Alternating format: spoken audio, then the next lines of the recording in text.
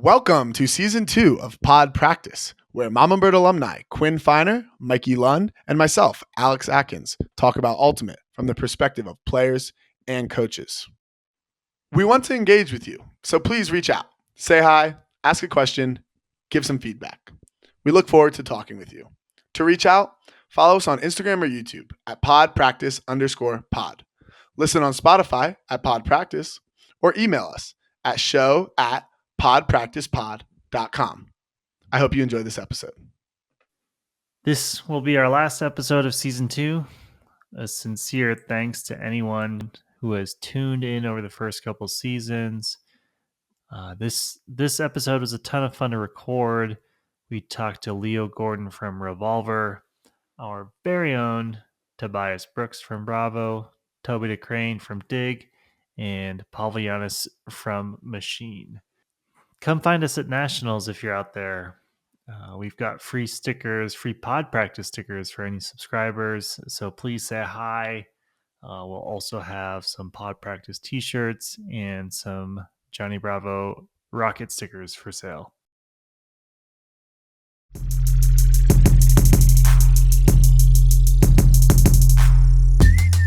Welcome back to another Nationals preview episode. Today we have Leo Gordon on the show. Hello. College national champion with Brownie in Motion. Now we'll be competing at Club Nationals with Revolver. Leo, how are you doing? I'm doing well. It is a beautiful fall day in California. So it's like, where do we start? First year with San Francisco. What are your thoughts on playing with this team for the first? Because this is your first year ever playing Revolver, right? Yeah. So, yeah. what are your thoughts? Like, team. what is it? Yeah, what's it been like to come back, play in your hometown? Yeah, I think so. We had alumni weekend this past weekend, and one of the alums, I forget who, talked about having played for Condors, and then moving up to the Bay, and that Condors used to have. So you know how Revolver has the whole IHD thing, intensity, humility, discipline, whatever, classic. Mm-hmm. And at that time, I think it was maybe in 2005, Condors had intensity and discipline were two of Condors' values.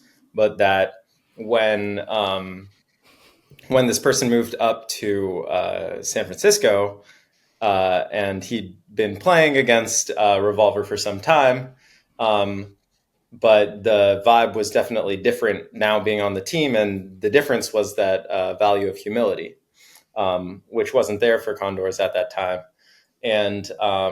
And his thesis was that value kind of changed the ethos of the team such that Condors, great team, competed at the highest level, but didn't really have many fans, didn't really have many people who were bought into kind of the legacy. Whereas that was something that he felt moving to Revolver was really there.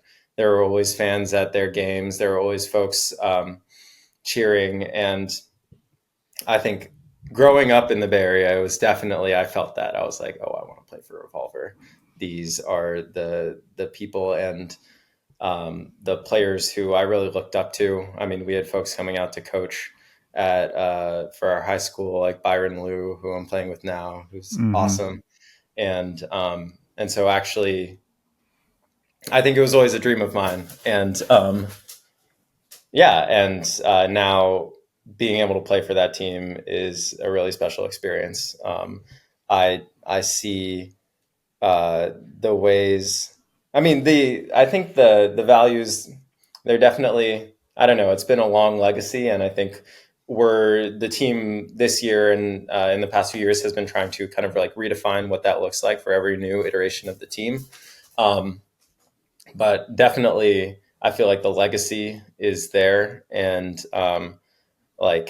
we do a lot of work with the youth scene around and being able to see players from Oak, players from Ultimate Impact, come to our games, come to our scrimmages, and being able to connect in that way is really special and something that I've only really experienced a couple club or college teams, but it does feel like something special. So how often do you guys talk about those values? Like, you know what I mean? Like, are you touching at it every practice? Is it the beginning of the season you talk about it and you just try to implement them as individuals later? Like, what does it look like having those? Yeah, so we did talk about them at the start of the season at a retreat, but the idea was to create our own like set of 3 values that would kind of layer on top of that, because of course those are kind of bedrock things, and we do mention them at practices sometimes, but yeah, we wanted to kind of create our own ownership over team values, and so the ones we came up with were FERDA. POV, FERDA, and POV, which stands for Pursuit of Victory, and then Growth. And so those are kind of values that we feel are connected to maybe those core values, but also like those are the ones that we talk about at every tournament, at practices. Not as much the intensity, humility, and difference. Yeah. So it's kind of like a rebrand a little bit. Well, it's a good way to put your own stamp on the, like you said, the bedrock values of IHD. Because every team is a little different. Yeah, humility is a really interesting value, and I think it's something like I love to play with confidence, and I think that like confidence is like incredibly important to success. And so I think like coming to a team where people talk about humility and trying to like understand what that looks like. I think that was something that I actually did think about personally a lot, like coming into this season, and just thinking like, what does humility look like as a player? And I think like to me, that value in particular is important because I think it points to the fact that like everyone always has room to grow, and being able to like look at yourself and your abilities honestly and be like, yes, I'm good at these things, but also I can continue to improve. And what about like in terms of your actual playing with San Francisco? Like, how has your role evolved as the team has moved through the season? I mean, I noticed that, and I know Pro Champs was a different tournament, but we played you guys at US Open and you were playing defense. And I was like, that's kind of surprising. If I was the coach, I probably would have put you on offense. But then we played you at Pro Champs and you were like a big centerpiece of the offense. And so I'm wondering like how your role and how your confidence on the team has evolved as the season's gone forward. Yeah, I think it was interesting coming in, of course, coming off a college season where I'd played a lot of offense, and a college career where I had started on defense, transitioned into offense, which also, funny enough, mirrored my high school progression. I think in high school, I always thought of myself as a D-line player. And that was always my favorite, like running down on the pole, putting pressure. I think defense is harder. It's more of a challenge, and I love that. But yeah, so coming off of the college season, I don't know. I haven't like played D-line in a long time, and I felt like my defense, and still feel like my defense is probably the biggest thing I have to work on, and I wanted to be on the D-line, but honestly, it was a big adjustment. I think I kind of struggled at U.S. Open. Honestly, I was getting beat a lot, and the college defensive headspace, like I'd be crossing over on points where it wasn't really my job to lock anyone down. And so I could kind of just like look around and try to make an opportunistic poach or something. And so transitioning to club, I felt like I was on my heels every point. So it's definitely still want to work on that. But then for Pro Champs, Mac was going to be gone. Michael was going to be gone, and I had started off the season like practices, kind of switching between the O line and the D line, and so at that point, I was like, okay, I'll switch to the O line. And I mean, I love playing offense; it's really fun. And I think we've been like transitioning, trying to figure out like what offenses work best. But like with Brown, of course, we're playing very handler dominant. And I think Revolver traditionally has been a much more like spread offense, trying to keep cutter to cutter flow moving down the field, which is a lot of fun too, in a different way. And so, yeah, I mean, it's been really fun to play offense with new folks, and the skill level across the board is really high, and so I think it allows us to try to play stingy offense in a more expansive way. I'm so curious to hear more about the differences between Brown and Revolver. You know, Kins before we hopped on did remind us that this is a club nationals focused discussion. But I am curious, like you mentioned cutter to cutter, Revolver has been known for that. This year it does seem, with Quan and Pryor back there doing a lot of similar stuff to what I've seen from Brown, at least in terms of spaces you're attacking and who is attacking them. Have you felt that your skill set that you really developed strongly at Brown lends itself to that? Like, are you using it in the same way, or do you feel like you're fitting it in kind of in a new way? I definitely think I've had to adapt. By the end zone, I think I play a pretty similar role to how it worked at Brown. And like out of pull plays, I think for Brown, I often initiated, and for Revolver, I often am holding space. And at regionals, actually, I tweaked my hamstring, and the whole second day, I was kind of just stack meat. And honestly, I had a lot of fun with it. I think I touched the disc like 3 times, but I think I was able to understand the downfield space a lot better, kind of being able to sit back, observe, figure out best time to clear and cut. And so I think, yeah, again, the skill level across the board is a lot higher on Revolver. And I think the roles aren't as clearly defined. And so I think that means that I have to be more willing to like step back and make space and watch my teammates cook, which is really fun. And then also I've been hucking a lot more for Revolver this season than I did at Brown, though I imagine at Nationals I probably won't huck that much.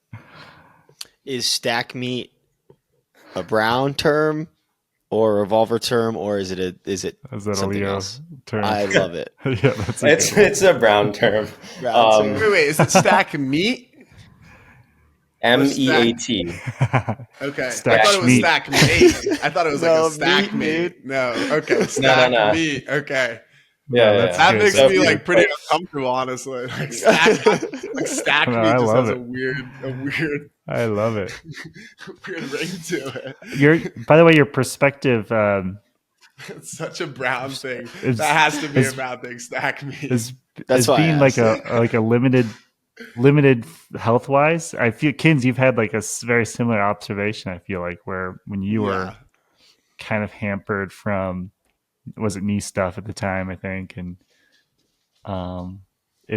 it sometimes Kins has said that he's been at his best when he's limited, because it just kind of forces him to be Thoughtful. Wow, balanced?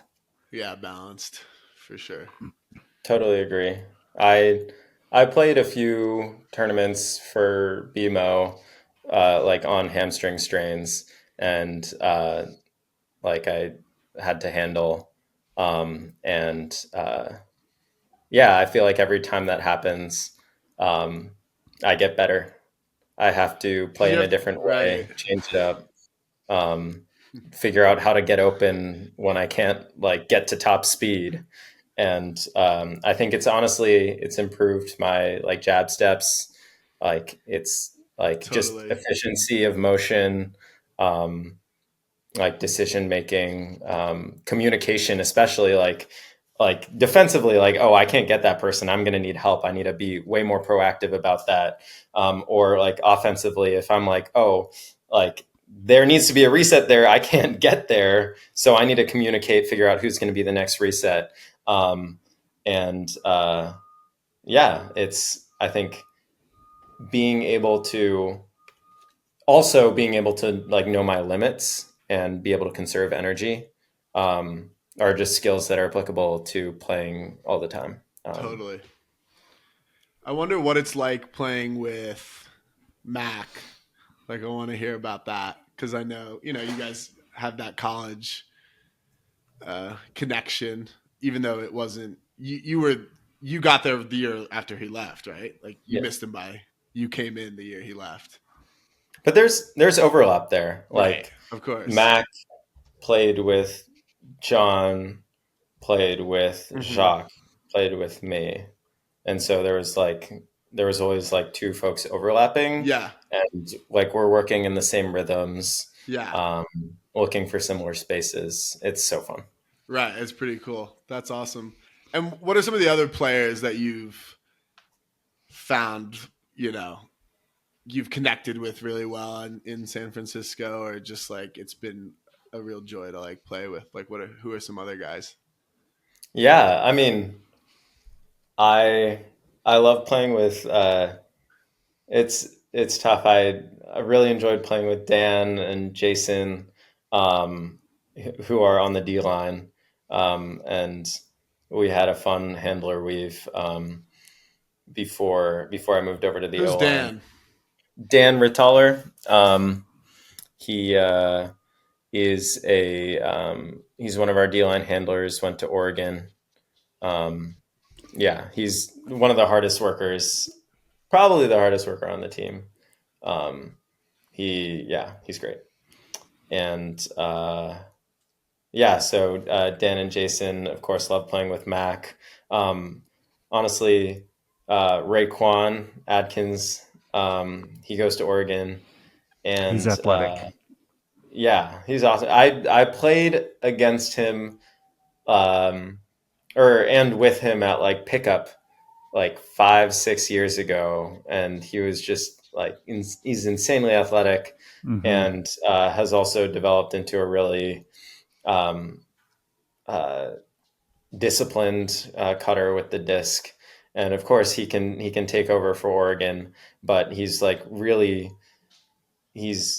very explosive, and has great timing, and is just like really fun to just chill with as well. But yeah, Anton, Adam, Simon is so fun to throw to. Like, it's love insane. Simon. Love Pryor Simon. rocks in the backfield. What was it like playing now with a bunch of slow core guys that you beat in finals? Did you guys give each other some shit? Definitely at the first couple practices, it was like, we're not friends yet, and I understand that. I think at my first, was it Anton that you got the foot block on?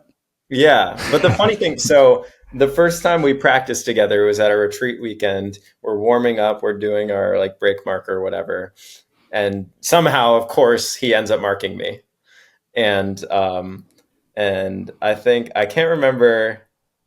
It was like the first time I broke him, whatever. But then the second time, I can't remember if it was a hand block or a foot block, but everybody cheered. Like, he blocked me and everybody's like, yeah. I'm just like, okay.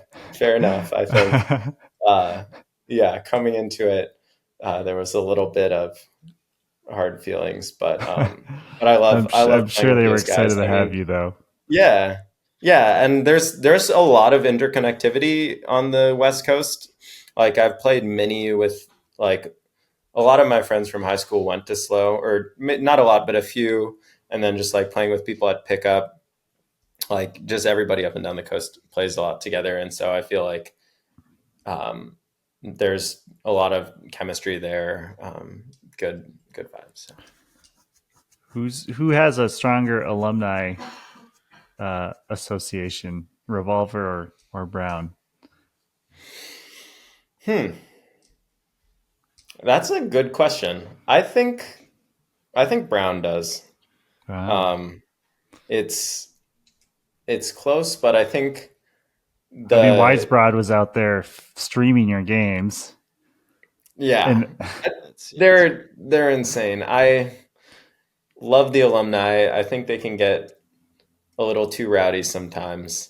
But I am going to alumni weekend. I mean, I think part of it is the college connection. There's like that other layer onto it where it's like for Brown at least, like folks are donating to like alumni funds that are run through the university. They're visiting because they also have other friends in Providence, and it's like connection to like folks who they went to 4 years of college with. And I mean, of course, college ultimate is an incredibly special connection. You're with those people for 4 years all the time. And there's a very consistent crew that comes back. I mean, Revolver Alumni Weekend was a blast, and we do alumni fundraisers, and there are a lot of folks who come out. So I am a little biased. I just haven't spent that as much time with the Revolver alum. They're a great crew, but that's just my perception of it. Looking at the tournament that is coming up, what's on your mind going into it? Like, are there any thoughts that are floating through there that are more prominent than the other ones? Any big ones worth sharing? I mean, I want to beat Truck. It was that's what I was gonna ask next, but I thought maybe I'd see if it was there for sure. But I got to imagine the Truck, obviously because of the team that they've been, and then also your boy on the other team. Do you take that personal at all? Is that like, do you view it at all like I got to show everyone that I'm better than Jacques and got to beat him? No, I don't think it's about that. And I think like Jacques and I play different roles, but also I think he's at this point a more polished player than I am. And I don't like, I definitely felt competitive with him, but like, I think that it's much more about the quarterfinal from last year. And and it was great. It was great beating Truck. I forgot about that as well. Wow. Oh, you can't forget about that. Yeah. No, I have a for reference, Leo played DiG. Yes. Last year. And lost to Truck. I actually have a very vivid memory of I was on the sideline in the end zones watching your game and Pony Ring. And we were like bouncing back and forth.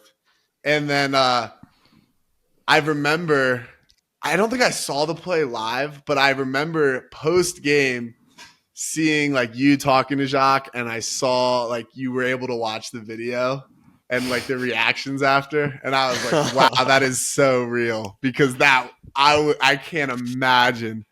I cannot imagine what you were feeling in that moment. Like to see then the video and like, especially so fresh after the game, I was like, especially, with your teammate, there's just like so many layers to like all that was going on. And I was like, wow, that's really crazy. Yeah. And at the end of the day, we lost. I think we had chances to win. We were up by more. They were up. Like what happened. But of course, there's a little bit of salt there. I mean, yeah, like, they're a good team, and I would want to beat them with any team I'm on. And but there's just a little extra. Would you guard Jacques if you were playing D-line? That's a good question. I mean, Dan gave him the work at Pro Champs, and I think at the end of the day, like whoever's the best matchup should guard him. But if Dan was guarding someone else, I mean, I'd love that. Honestly, that was something I was excited about, like being on D-line. Like, like maybe I'll get to guard Chalk. He's difficult to guard, and so yeah. But I feel like you probably feel like you know some of his tricks. Like you think you have an advantage over maybe some other defenders because you know him so well, and when you practice with someone, like you kind of get maybe used to some of their patterns and stuff. It's possible. I feel like, yeah, I think it would be fun. It would definitely be fun. Yeah, I would. I don't know. I've watched. I mean, like when we were making his Callahan video or whatever, I watched like clips of his high release backhand, and like, yeah, I mean, I'd love to get a hand to just catch one. But yeah, I mean, he's a really good player, and it'd be fun to guard. Yeah, what other thoughts do you have on your pool? So you have truck, and then double wide, and then you've got the shrimp. A lot of commotion on the shrimp. Don't really know. Like, I'm not like up to date fully on. I just know there's a lot of shrimp commotion going on. Oh yeah, no, they made it, and that's nothing to stop that. I'll say like, yeah, I mean, no games at nationals that are easy. Some are less difficult than others. Dark Star game was pretty easy, I gotta say, and I wasn't even playing, but it looked pretty well, easy. Exactly. Looked pretty easy. Fair enough. Is that wrong? Not easy, Quinn.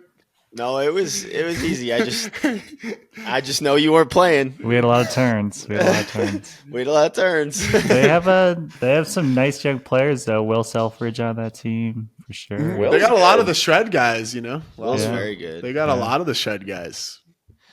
Yeah. Are they playing on Sunday? Don't know. But you're playing them on Thursday, so it doesn't matter. They got that Oscar kid. I know Nathan Huff is pretty good for the shred. The Weinstein or Weinberg. Weinberg pretty big, but a lot of them I don't know. But anyway. Yeah, you have the roster up right now? Yeah, I'm just looking at it. Sick. Yeah, I mean we'll figure it out. Dunabile. Menace. So true. I mean, I've watched the UFA highlights. They know what they're doing. They're athletic. Yeah. They don't have Kerr though. He's the guy. He brings it all together. Who is Jordan Kerr playing club this season? He played for the Bonneville team. There were two beat them in game to go. Yeah. Oh, no way. Yeah, there were two That's so weird. Salt Lake based or Utah based teams, and so Grant is playing with Bravo and plays shred with them, and was eagerly refreshing for updates and watching their group me, which he said had a lot of tension in it. Yeah, and then double wide. I mean, I feel like they always have good players. They're always athletic. They're still athletic. They're still big and athletic. Always make questionable calls. Yep, don't let them get going. Those Texas teams, you just can't let them get going, get under your skin. Otherwise, you're in trouble. Yeah, I mean, we played Texas a bunch on Brown, and you played them in pool play, right? Didn't you at nationals? Yeah, we played them at other tournaments too. I mean, we played Texas a lot. They're all good. Yeah, it'll be fun. I'm so excited. God, I know. What do you do with all your energy pre-tourney? Like, how are we managing this excited state? Because I get like hit by like random, like just really excited moments where like all of a sudden like 10 minutes I have to like just focus on breathing. Otherwise, I feel like I could like run through a wall. Yeah, I'll say my work is pretty draining. So I it comes out in flashes as well. And like I'll be like, I'm gonna hit this PT so hard right now. Like this is so key. Or I'll like watch a game, like watch some film. But I think I kind of bottle it up and then let it out at practice or let it out at pod. And yeah, I think it'll be a lot of fun. Yeah. So I know we talked about truck being a one you have circled, which is super sick, and I'm hoping that we can watch that game somehow, like live. I don't like that would be awesome. We'll just not play our third game or something, whatever it is. Is there any teams that you would love to see in pool play? Like you played for DiG, it would be pretty fun for you and Mac to go up against DiG in bracket play. Is there any teams in bracket play that you're looking forward to seeing, or even just players on teams that you're looking forward to seeing in bracket? Yeah, I mean, DiG would be a really interesting game. Mm-hmm. Of course, Coach Jake, all of those guys. Yeah. And of course, they've got Calvin Stoughton now. They've got Rowan McDonald and Jeff Babbitt and all those guys. It looks like a fun roster. I think their offensive style is like, yeah, I love to think about what's going on in Coach Jake's head. Yeah, tell me a little about Jake. I'm a huge Jake Smart fan, and he and I actually played together in Madison years and years ago. That's sick. I mean, I think what I love the most is that I think his coaching style is very centered on building chemistry between players. And of course, that comes out often in like whatever kind of senior leaders end up on BMO, like running that system. But everybody learns that same practices, that same dominator all practice. Like we don't really do drills, or for BMO, we didn't really do drills at all. We're just playing like 3v3, like wide field. 4v4, everything. We keep track of scores. And it all goes into the competitive cauldron, which is basically if y'all play like League of Legends or any like kind of ELO, like ranked based games, it's basically using that kind of formula. With all of the scores from every single practice, from every single game. And so there's stakes because you can see your ranking after every practice. No, dude, I love that so much. Calvin told me about that for DiG, dude. And I wish we might need you. It's like half our team would have a real fucking curmudgeon with it. I think because I think they would love it eventually. That's so sick. Yeah, and you got to share that with us because I want that. I want an ELO. I wish I had it. It's somewhere on GitHub. Like there's some secret repository, and I was actually searching it up because I was trying to figure out how to implement it. I had like a whole academic paper that was on like how to create your own ELO algorithm or something. But yeah, I think basically competition is that is what sharpens all of that chemistry. And so like we're playing 3v3s. It's me, Jacques, and Cal and Elliot, like playing against like our three best defenders, Oscar, Eli, Jason Tapper, all those folks. And so we're just like going at it every single practice. No drills, because if you want to practice resets, practice them 3-on-3 with a real game with real stakes. You turn it over, you're done, or it's even negative points. Like that's like instead of drilling, just get real game situations as much as you can with the people who you're going to be playing with, and then you'll get good. And that's kind of the philosophy that we rocked with while I was at Brown. Just put time in. And those, the practices are mad intense because it's like, I mean, you want to win. You need that ELO. Dude, if my elo's not like top 3, I'm pissed. I don't even know if I'm going to practice.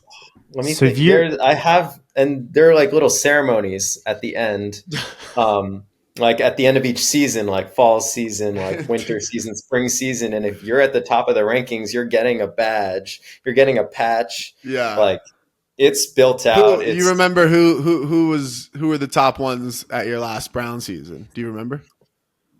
Jacques, Elliott. I think I won the fall one the year before, but I didn't really win many of them, honestly. That's so cool. No, but yeah, Jock won a bunch, Luca, Elliott, I mean all those guys. And then there was a tournament in the fall where like our universe line was the top 7 people in the ELO ranking. And I wasn't on it at that point, and I was so mad every time that line went up. I'd be so pissed. Good, dude. I love that. So Dude, imagine you do elos, and then you like in a lot of games you have like a rank, like you're doing like mini, and like you have like the diamond rank, and only like the diamond elo people can come play in the diamond league, and you have the like shitter bronze guys playing on the bronze mini field, just grinding up, trying to get to silver. I mean, it's real. I could ask about this specific part for just an unlimited amount of time. Like, the only thing that we have that's sort of similar to like that in Colorado is you played for Bob Cryer, right? And the U24 team. And so there's a Johnny Bravo Ultimate League, which has been going on for maybe 20 years or more. And there's a website for it that he posts stats. It's not always up to date. It's kind of a running joke. I'm literally bottom 5 all time in plus minus. But but he tracks stats and wins, losses, plus minus. Also, like there's other things, and his son, I think his son Gray made an algorithm to sort of calculate your efficiency, something similar to an ELO. But I love that. I love the competitive aspect of it. I love also there's at practice. We've actually started filming a lot of practice, which has been helpful. But y'all didn't before? Not enough. I'll tell you that. And how shocked you are makes me feel a little bit bad. But I mean, at least we're better late than ever.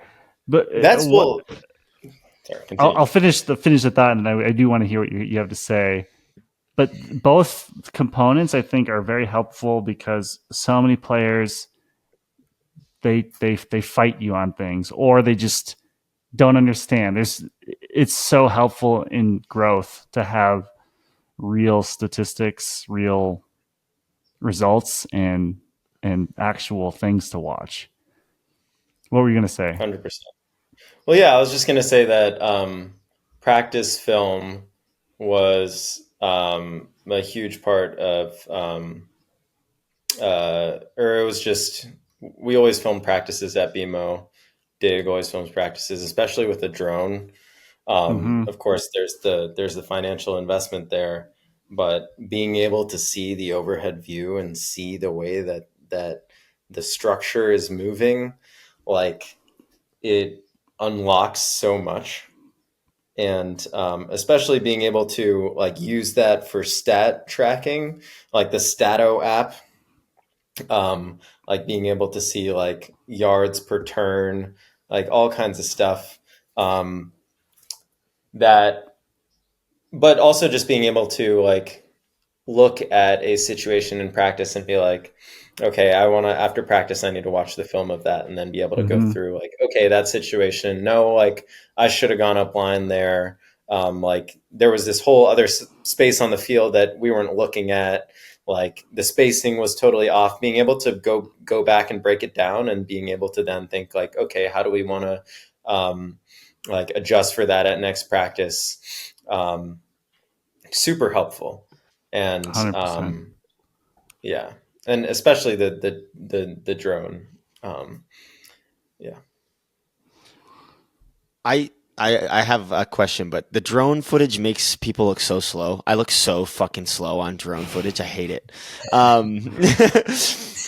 But listening to you talk in general, you sound like a very cerebral player. Listening to you talk about film, I'm curious kind of what your philosophy is on watching film, how you watch it, what you look for, whether it's like personal stuff, team wide, defensively, just kind of your general philosophy on it. Because I'm like listening to you talk, like it sounds like you're very keyed in on it. Yeah, general philosophy. But yeah, I honestly I did not like watching film until probably my last year at Brown. I think it really wasn't until Worlds in England actually that I was like, maybe I should get on this, because we broke down a lot of um, game footage during that tournament, to just like make adjustments as games went on, which was, I mean, it's so crucial in that setting where you only have like 2 weeks with a team and you have to be making adjustments as fast as you can. But I think I really like took that into the Brown season, and I think like one of my things that I like to think about the most on film and in game is spacing.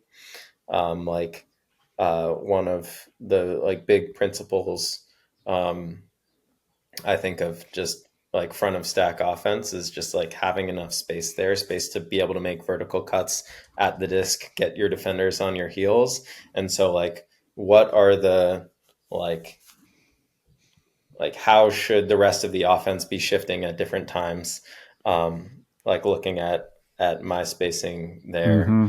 Um, and yeah, I think the biggest thing, that we did, me, Jacques, Cal, and Elliot all did turnover analysis for every single one of our turns during the regular season. Um, and being able to see like, oh, every time I'm catching the disc on the break side and turning to throw a flick before my feet are set, like all these IO flicks to like this one player, and like there are all these different columns for all of the different like um, uh, what's the word I'm looking for? Like elements of what happened. How far away from the sideline? Was it a flick or a backhand? What was the wind? Like being able to like break down every single turnover and think about where are most of my turns coming from. And of course, many Get of a little them, heat map. a majority of them are hucks. Yep. Like they're lower percentage. But being able to see like, oh, like I'm turning over like a lot of IO flicks, like in this specific situation, like maybe I turn like 3 short ones, like right by the end zone. Like if I'm going to be throwing that, I need to like work harder. And so, being able to see like the edges of my game that I need to improve, Totally. and then like practicing that. Man, Yeah, when I I love think that. about like innovation of Ultimate, I think that's a topic that comes up a decent amount between the three of us and on the pod, and when we ask people. But you and Brown and your experience is sort of that bleeding edge that I'm so curious about, that I think a lot of teams just don't do and don't think about. I really like looking at the different places where you're turning it over and trying to think about it, and then gathering almost like the data really by watching a fuck ton of film, because especially with the drone footage, like we're talking about with spacing, it makes everything so much easier to visualize. And then I feel like for me, it's just you start recognizing like the different patterns. Like there's like outliers, but there's so many things that happen so frequently where like you catch it with this type of momentum, the stack is like this far away, and like right, you're saying. I also think a big part of that too is like you build up habits as a player from maybe like your youth or like the teams you were on or whatever. And some of them are really good. And a lot of us also have really bad habits. Like for some reason, whenever I catch the disc in this spot like this, I look to do this thing. And it's not optimal, but for some reason I do it. And being able to like look at the film and kind of cut those things out. I think it's just so huge.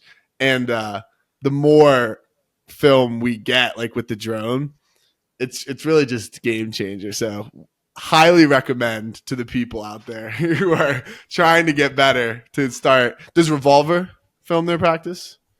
Yes, though we do not have a drone, and I want us to fundraise for that. But of course, I didn't put any energy into fundraising. Yeah. The drone is tough too because you need someone to. Even though so slow. Flying a drone, no one else cares about that, Quinn. Flying the drone is tough. People care. People definitely care. Flying, it's more like finding someone to fly it too. Mm-hmm. I feel like because you just gotta have it's fun though. There are always people injured. Like I flew the drone a ton. Like at practice when I was injured. Yeah. There we go. Yep. But they've got to be like injured and focused and down to participate the full time. Yeah, it's true. It is true. But no, that's so cool. It's cool to hear you talk about like Brown in that way too, because it just makes sense when you hear about all those. Like, I think there's so many ideas like that are like yet to be explored, but the people like who care the most and just are like actively trying to pursue them, it just shows why you have continued success in the sport.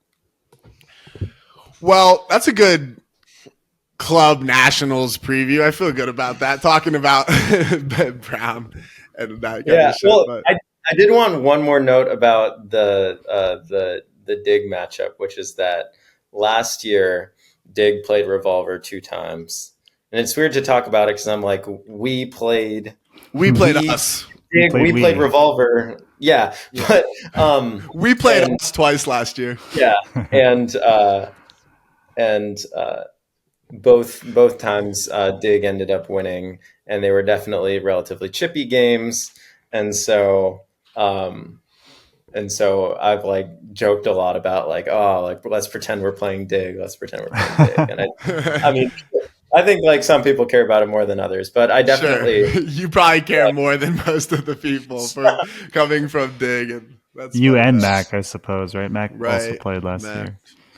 Yeah, but yeah, I mean, there are a lot of good teams this year.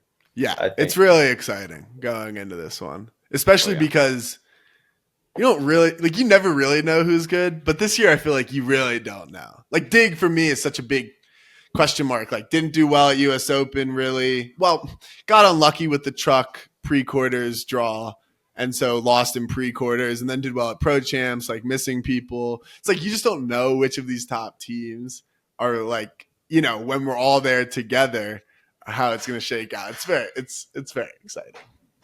Yeah. All right, well, let's go into our finer things before we wrap up here. Any chance you got enough time in the back of your non-active brain to think about a finer thing? Yeah, I mean, the thing that is on my desk is this little coffee like insulated mug, and it is very like it's totally sealed. Like I can like throw it around, and I actually left it at regionals. And when I realized it, I was devastated. I looked it up, and they're out of stock. I don't even know if they make them anymore. It's like a Rubbermaid 10-ounce. And for me, it's the perfect coffee because like I'm pretty sensitive to caffeine, and I don't need that much. And it keeps things warm, but like they don't make it anymore. Thankfully, I'm trying to Google buddy it. Jason Valley had picked it up. And hell yeah, Jason, dude, that's a crucial teammate attribute. Like.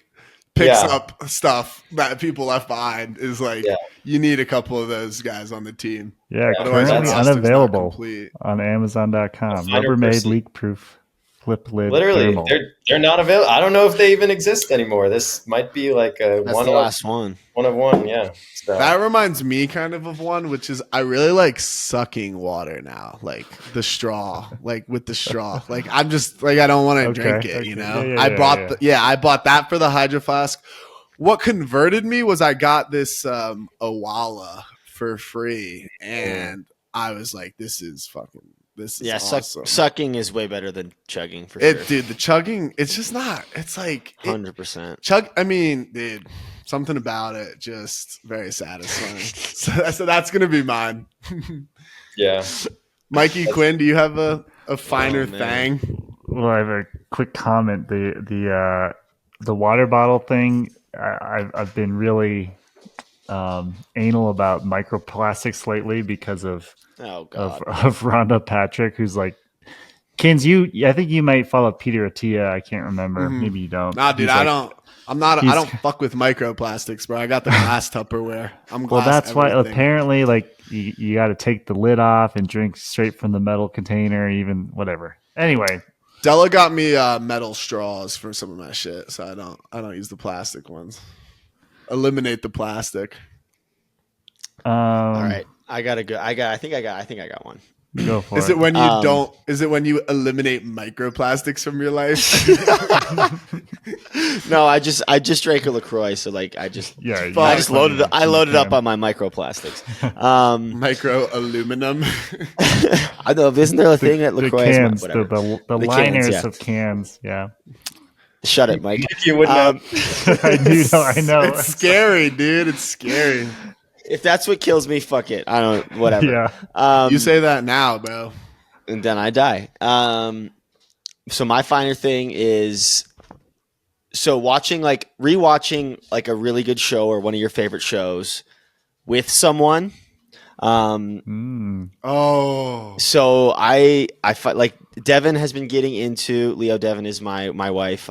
Devin has been getting into anime over the last couple of years. I've loved anime for a long time, and I've been like slowly getting into it. Like she watched Hunter x Hunter because that's like my favorite one, and she loved that. And, but I got her to watch Attack on Titan recently, and we just finished it. And like watching her just watch it is fucking hilarious. Like, it's just awesome. Totally. Yeah. And she's just like asking questions, and I'm just like, you have to watch. Like, you got to watch it. Like, you can't ask a question about like what's like.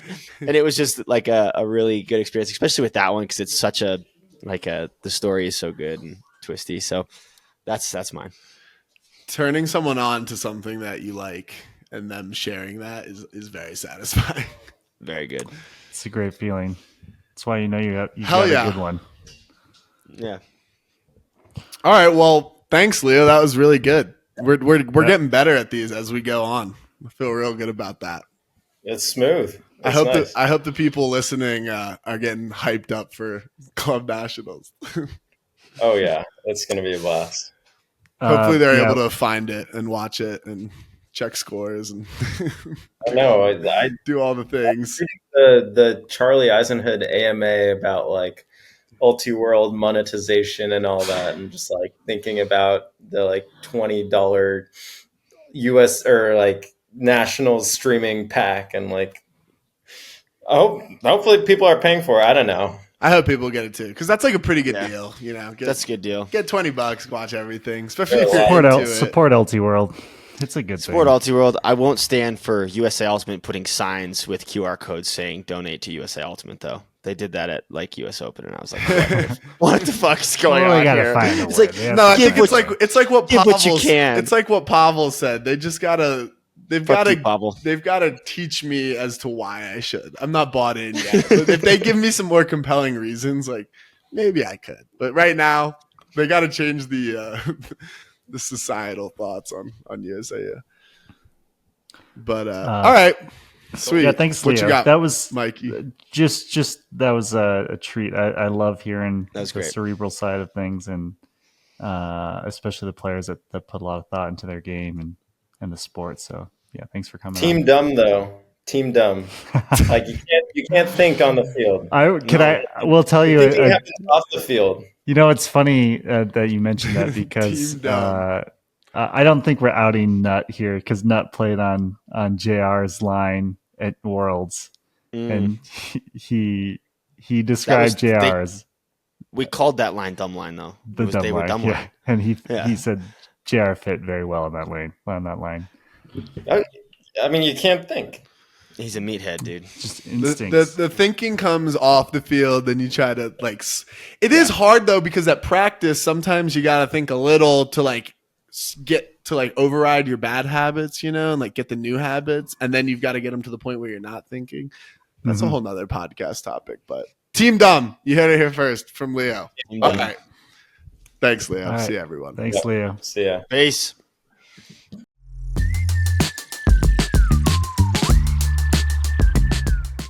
You're going to do the intro? I'm going to do the intro. Okay, we're going to welcome on Mr. Kid Jr. Tobias Brooks, Mama Bird player, teammate of ours on Bravo, huge Deion Sanders fan, huge Shadur fan, most notably. How are you doing tonight, Tobias? You finished all your homework up? I'm doing good. Yeah, it was actually because I tweaked my hammy a little bit last practice.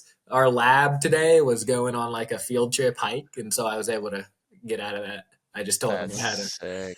Dude, you can't be telling the people about the injuries, dude. No, I'm good though. No, We got good, the opposition. Okay, word. He's good, everyone. Don't worry about it. Yeah, So just enough injury to get out of class though.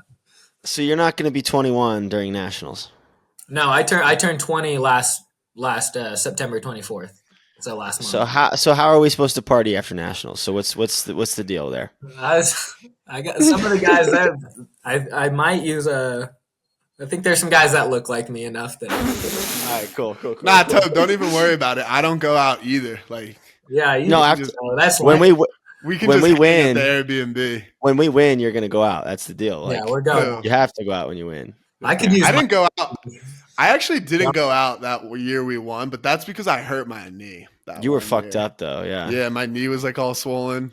I had a good night though, just maybe got some medicine, rolled it up and watched the game. I was in a good mood, so it was like I didn't need to do anything. Like I just kind of hung out with the teammates, but I could do that. Yeah. All right, well, I guess we should talk about nationals. What were you saying? I guess. I mean, Toby, you're last year you played with RDU, obviously, at nationals. Talk about how different, like what the differences is between playing with RDU and playing with Bravo this year, and kind of what you're looking forward to with Bravo as opposed to with RDU. I mean, the biggest difference is like the expectations of the team. To be honest, going into Natties, like RDU, we were just excited to have earned the third bid and make it. Kind of were shooting for quarters, but not even really. We were just happy to be there, and that's why I'm excited about the Bravo season, because it's, we have the potential to do some big things, and that's like the biggest difference. Makes me way more excited, to be honest, for the season. And like my role is a little different. Obviously, it's more talent on Bravo, which is honestly nice. Like I'm also excited about that, not having so much pressure to have to. Not that I had to do everything, but being the main look at all times is fun. But I appreciate like being on a line with you guys where I can relax a little more. Or I should relax a little more. You should relax a little bit. And we got the big G as well. The big GL. Yeah. G. Big G is fuck. Yeah. I love that. What do you think about playing with the big G?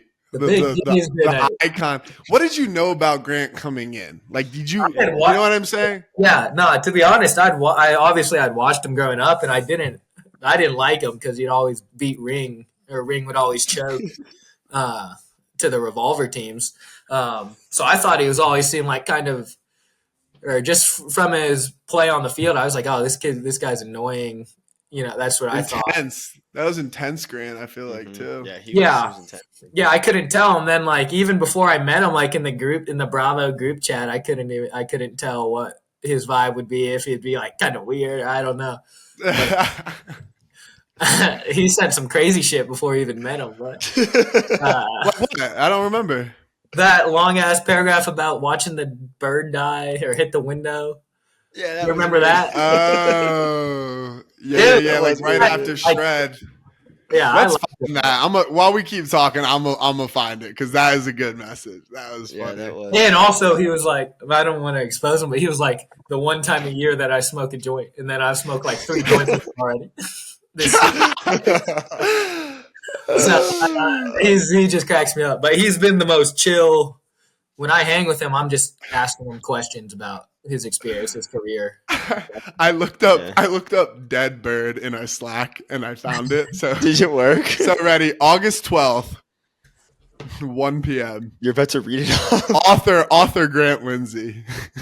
Grant Lindsley, author. Lifted upper. Had a surreal experience yesterday. Rare moment of quiet alone. I take probably one single puffin of an old J that I will take all year. Give myself 24 hours of feeling like it's the off season now that pro is over. So context, Shred had just lost to Seattle in the playoffs. And then he goes, sit on my back, stoop, and my mind gets quiet, and my awareness drops into my body for what feels like the first time in a month. Next thing I know, a bird flies almost directly into my face. I dodge it. It hits the window behind me, plops dead right beside me. That's a passage from the Mediocre Monk right there. It's literally a passage out of the book. Yeah, Nanda, after he sent that, Nanda texted me like, yo, did you just see the shit, Grant? That is funny. I'm actually curious, like, as a younger player coming on to Bravo, what do you think of, like, the team vibes? Like, what were your biggest, like, takeaways, and what are the biggest takeaways of, like, how you view the team? I've loved it.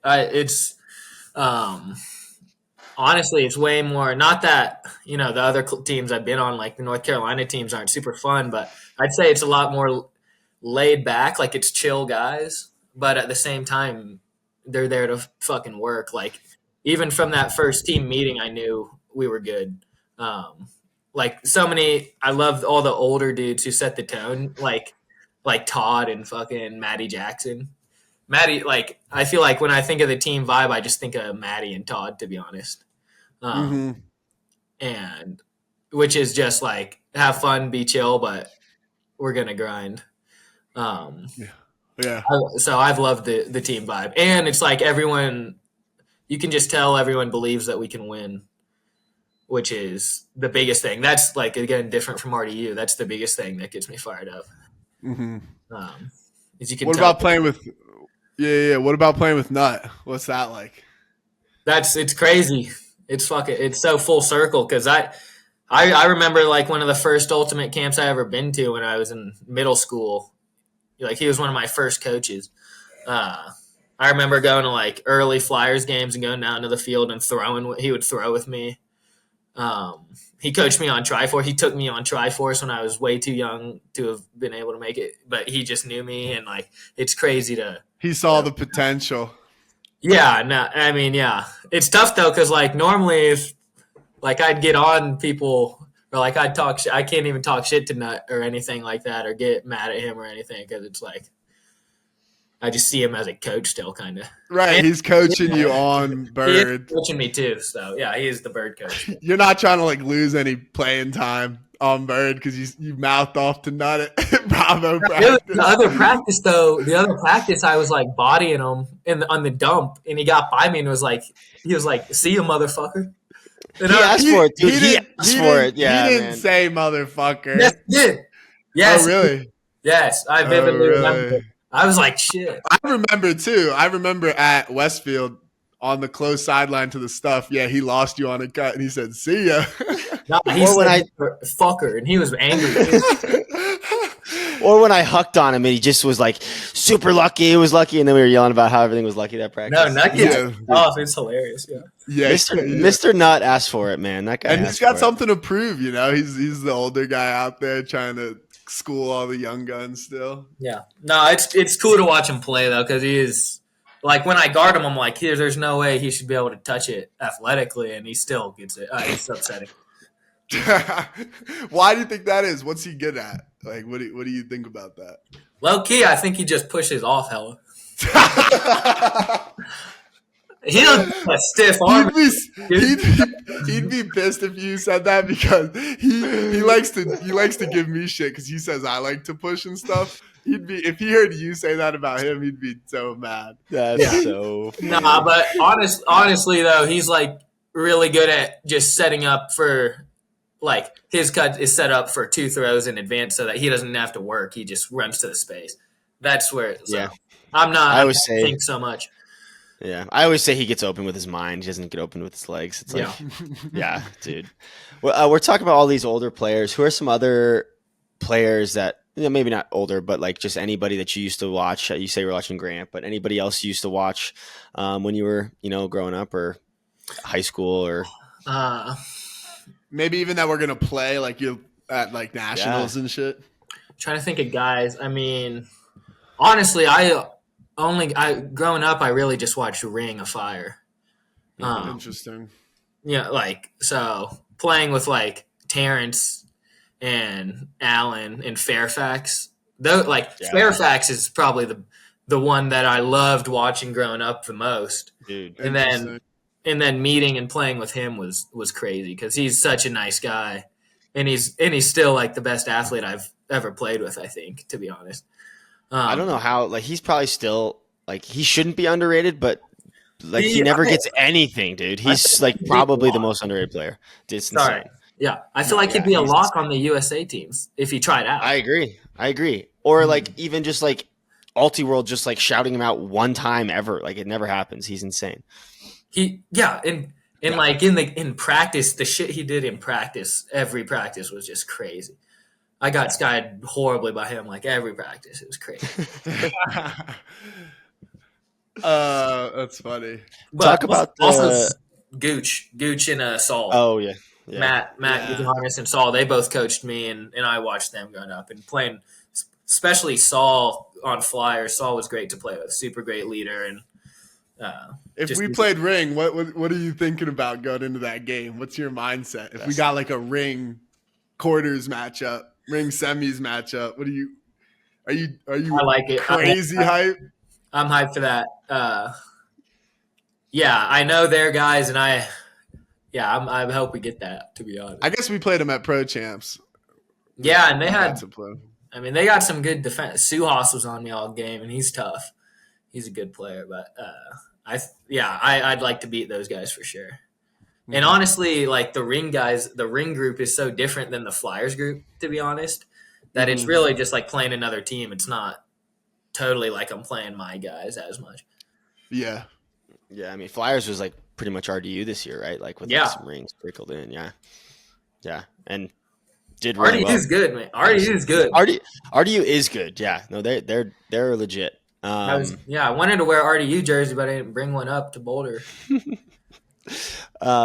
Speaking of Boulder, talk about your choice to go to CU over. I mean, like just like UNC or anywhere else. Like what kind of went into that? I mean, Frisbee wasn't too involved in the decision, to be honest. It was more just No way. I'm not buying that. But I mean, it was a little bit because CU is good. Yeah. Yes. You were applying to places that didn't have a team? For sure. I was super close to going to like App State in North Carolina. And honestly, I mean, UVM, which I guess has ultimate, but I didn't love that team vibe. I don't know. But Oregon State was like my second choice. Weird. So I was super close. But that, to be honest, I knew from the start I was going to go to Boulder. I had a bunch of friends up here already, and I love the mountains. And I wanted to get away from North Carolina. Yeah. Fair enough. What about both your parents played? Yeah. No, my you good over there? Yeah, dude, my lights over there, man. Dude, sometimes my light goes on and off. The desk lamp. You got motion sensor? No, I don't. It might be, and I've never figured it out. Okay.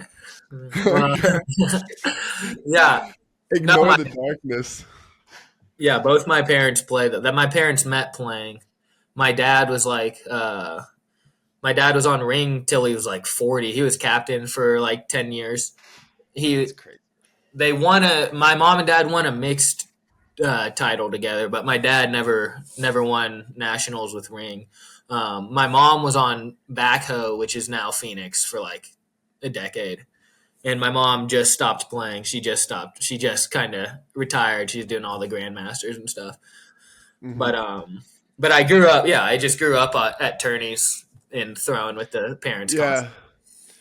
What is that like? What do you get from that? You know, like having both your parents have played, and like, what does that mean to you? I guess. I mean, it's just they just understand.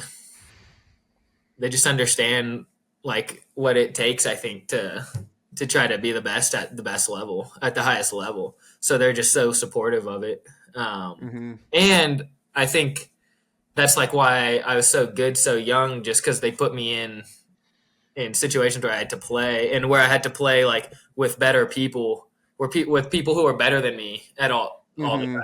Like I was always playing up. It wasn't till sophomore year or like freshman year of high school where I was the best on the field sometimes, because I was always playing up so much. Yeah. And they're the ones that made me do that. Does it like drive you to be good? Like what, like having your parents played, does that like motivate you to why do you take Ultimate so seriously? You know, like why do you want to be so good at Ultimate? Yeah, I would say my parents I have nothing to prove to them. Like they're so chill and cool, and it's just all love from them no matter what I do. So it's not for them. More and more, it's just I was talking to you a little about I was going to start saying this at practice the other day. Like my motivation for playing has been evolving throughout my career. Initially, it was just I just wanted to be the best in the world. That's all I could think about. Which there's parts of me that are like that for sure. I want to be the best, but now in like playing with Bravo and stuff with a cool group of guys, like I just want to win for my teammates, to be honest. Like that's been the biggest shift lately for me. Totally. And I think it's a healthy one, like as you go into a tournament, you know, because it's hard to balance. Like I feel like that drive to be wanting to be the best player is really important during a lot of times. It's like why you show up and why you're focusing, and especially in the off season and like earlier in the season. But as you like slowly roll into that tournament, you know, you have to balance that like individual success with the team success, because there's some crossover there, but there's a lot of things that, you know, you've got to sacrifice as a player, especially as a really good player, to like get team success. So I think, yeah, that's cool. That's a cool mindset that you're bringing in. Yeah, I've had so many. Yeah, I don't understand why in the beginning of my career, like we'd win a game, but I'd have 2 turns, or I wouldn't have that great of stats, and I'd just be pissed because I'm like, the best player in the world would have done way better.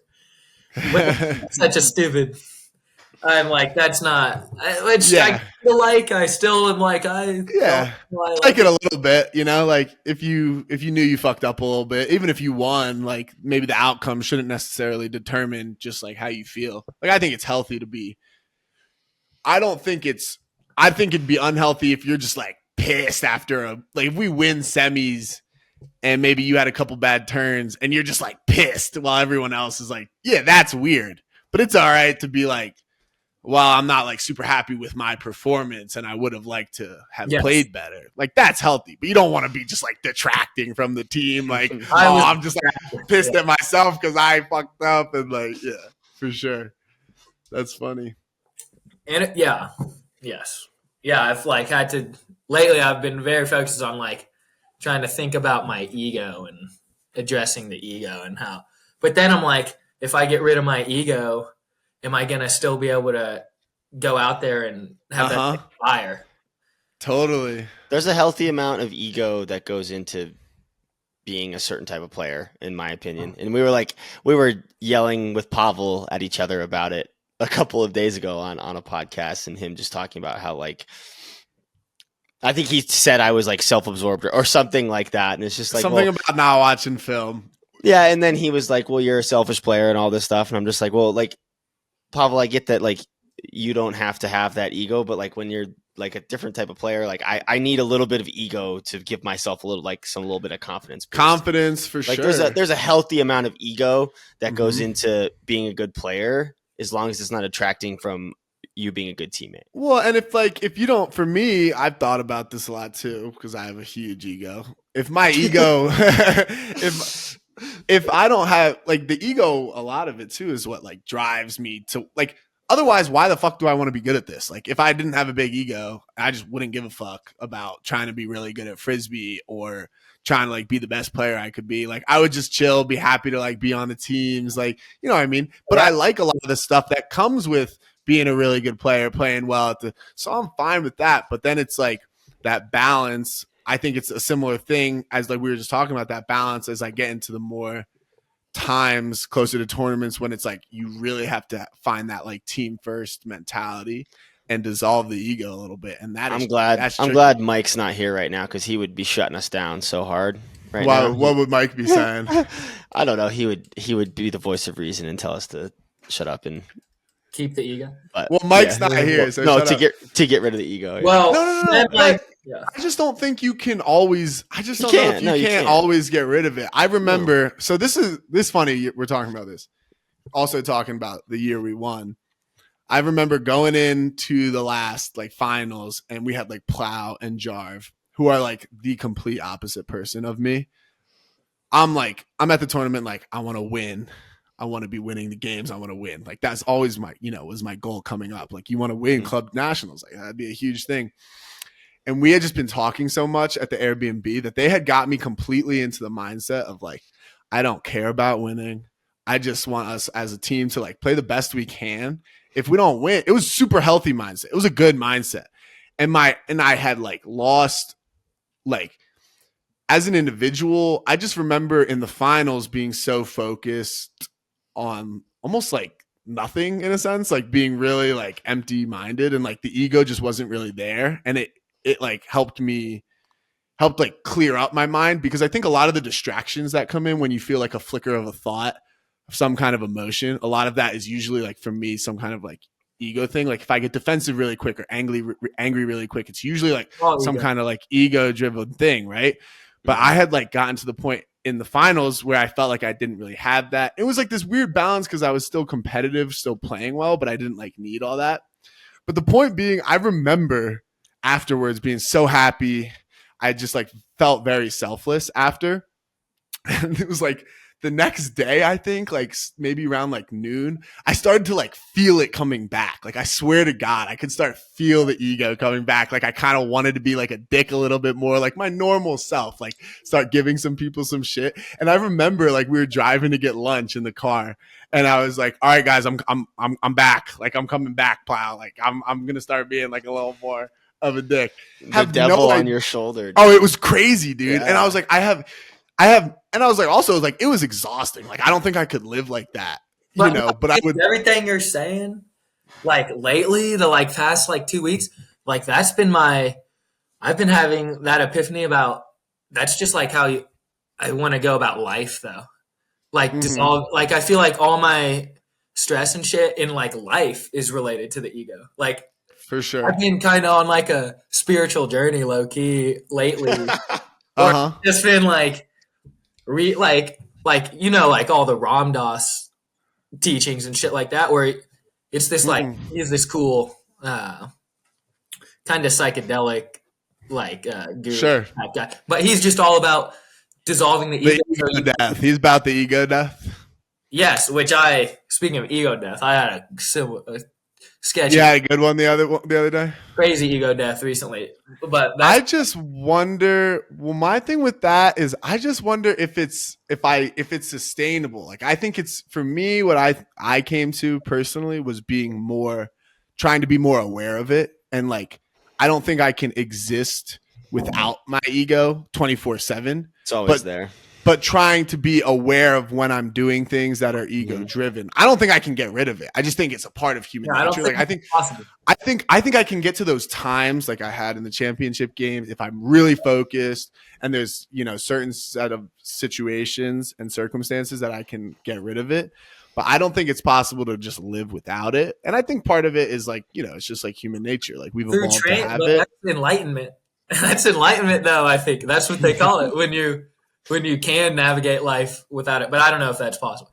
Or if you're just aware of I want to hear about this ego death that Toby had. I want to hear about this. Yeah, what happened? What was the dosage? What happened, Toby? Well, I just ate some mushrooms and welcome to Boulder, everyone. Welcome to Colorado. The Texas fans are tuning out right now, but that's fine. No, I had some, and it's not like it was like totally. It's like all shit that I knew, but I just wasn't acknowledging. Well, it's a combination of things. I stopped smoking weed for nationals. For natties, I stopped smoking weed, and then I took shrooms recently, and it was just like all my problems are just related to the ego. It's like me trying to, in my like ideal or like the perception of myself that I want to put out there, like that's causing me all this stress or just constant brain jumble of words and shit. Whereas if when I like meditate or like try to dissolve the ego or just be in the present, I'm just so much happier and shit. Like, dude, for sure. So I feel like, so what you're saying just totally resonated with me. Like what you said for the finals, I feel like that's just the life thing. And like what you said, Kobe, I just saw an interview with Kobe where they asked him, like, is he scared of losing or does he want to win? And he's like, neither. I'm just there to play, and whatever happens, happens. I'm just in the moment. Like, maybe you could get to that state 24/7. I think you can. That's what I think you can. But it's so hard, especially it's so hard.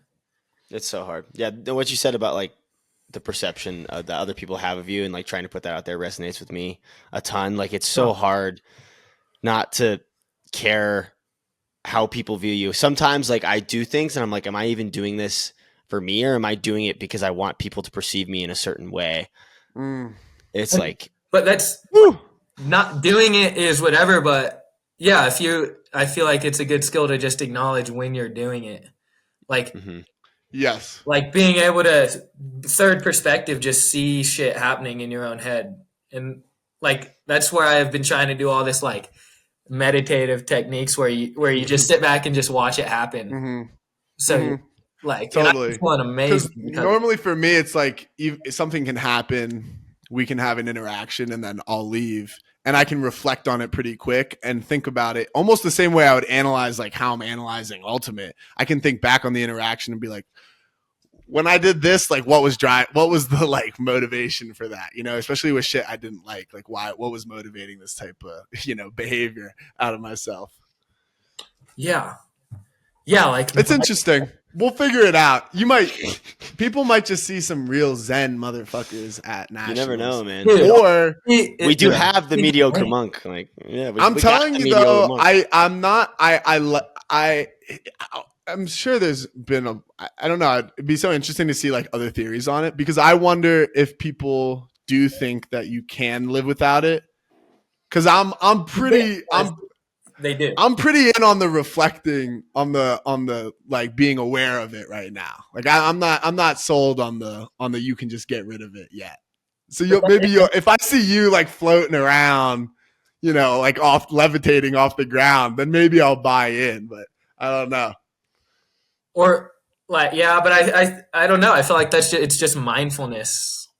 We got to talk to Grant about it. We got to talk to the Mr. Mediocre Monk himself, man. Because I think that's what was interesting about reading his book too. It was like, I think it was like he went and had this like crazy experience where he was meditating 24/7 in the fucking woods by himself. And then what was so interesting was like coming back and kind of, coming back into society and like you finding it hard, I guess, to exist that same way. But I'm not going to put words into Grant's mouth. Possible to truly do it, but it's definitely. But we can get there. But we can get to that state during important times when it's really going to serve us. You know what I mean? Big games when we really need to be like team first. Then we get to that.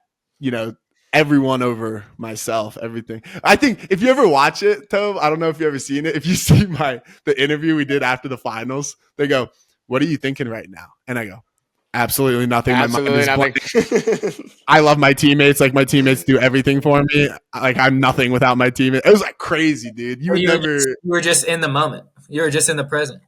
In the present, super grateful for all of my teammates. Super grateful for like feeling like they were the ones who like allowed me to, be the person I was. It was just like crazy, but it's hard to. I can't tap into that, dude. It's hard to tap into that all the time. I haven't tapped into it since, honestly. Dude, like, it just seems like that's like the truth of life. Like whenever I'm in nature, whenever I trip, whenever it's just Yes. it just tells me be in the present. That's all that ever comes back to. So, 100%. I mean, the being in the present. I mean, we've talked about this a little bit on the pod, So but hard, being in the present is the goal. Well, yeah, for sure. Especially like, we have so many things taking us out of the present right now, like, with the phones and everything. Oh, like, the phone obviously is the horrible. phone is like, nothing will get me out of the fucking present like my fucking phone. Like, it's so fucked. But that's why I've been really we've been talking about the stretching. I really like the stretching for this reason, like not even for the fucking stretching my muscles out, but literally just trying to have 20 minutes of I'm only breathing and thinking about relaxing my body and not trying to think about other things. It's like more about the trying to be present than whatever is happening to my physical body. Yeah. No, that sounds No, it's totally. This is like Nationals preview, like Not at all. This is the best Nationals preview ever, dude. People are gonna have so much backstory for all the shit going on now because they're getting a real sight into our minds. Speaking of Nationals, Toby, what do you think of our pool? Pool C. Johnny Bravo, Rhino, Slam, Chain Lightning, and Furious George. What do you think? I'm not super familiar with Furious, so I don't know. Yeah. But Yeah. Chain, I have so much experience playing Chain. I've been playing Chain since sophomore year, and I'm just super familiar with those guys. I like that matchup, but they're super good. Obviously, we got to come ready. But I like the Chain game, and then Rhino, I'm super excited to play because I lost to them in pre-quarters with RDU last year. Got pretty handily, and I was super unhappy with my game that game. So I'm excited to get back. David Sealand, I think is his name.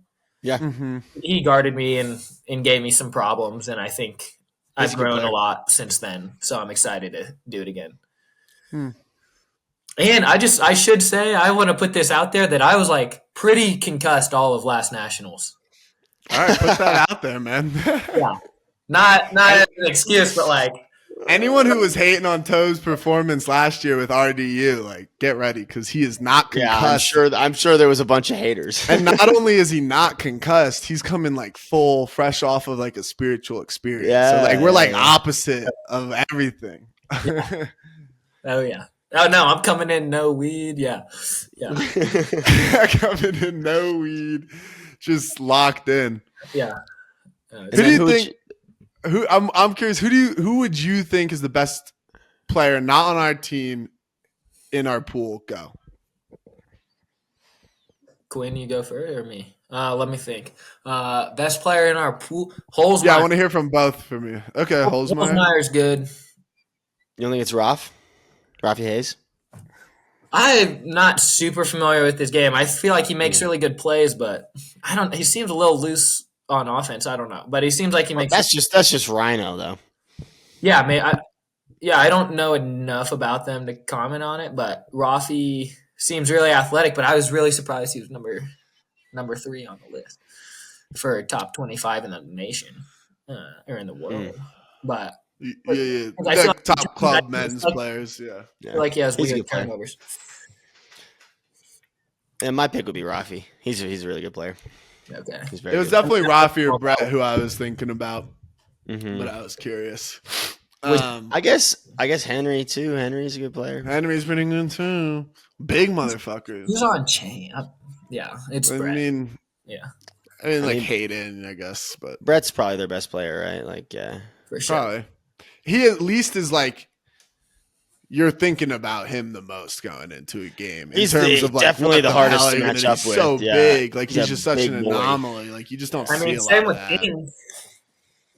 Yeah, But yeah. I don't know but it seems to me like Brett uses his size in the deep space a lot more. Like Henry, I think throws like is almost more like, all over the field. I just see Brett like killing people on I don't see Henry doing that to people. And he definitely probably could with how big he is. But I see Brett like abusing.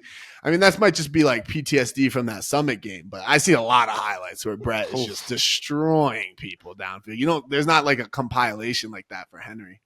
Henry didn't play UFA. Well, I'm just saying in general, in Ultimate. That's true. He's young. I don't know. Yeah. He doesn't do it as much. Like Brett seems to have that special skill of just being a menace. And the other thing is Chain just will chuck it up to him. And that's true. Yeah. That's true. Like, that's one of the like least exciting situations I can imagine on a Frisbee field is like Chain throws up a 50-50 ball to you and Brett. Like, yeah, you don't want that. Yeah. You don't want to be in that situation. I think you'd be all right, Kens. Yeah, I'll be all right, but it's not where you want to be. Not where you want to be. I'll probably come out of it with a torn PCL. I'll tell you that. I might get the D, but my PCL will probably be torn post play. Yeah, no, he's good. Brett is good. Sweet. That's pretty good, man. Any other thoughts you got, Tobe, on the come up, like on the tournament coming up?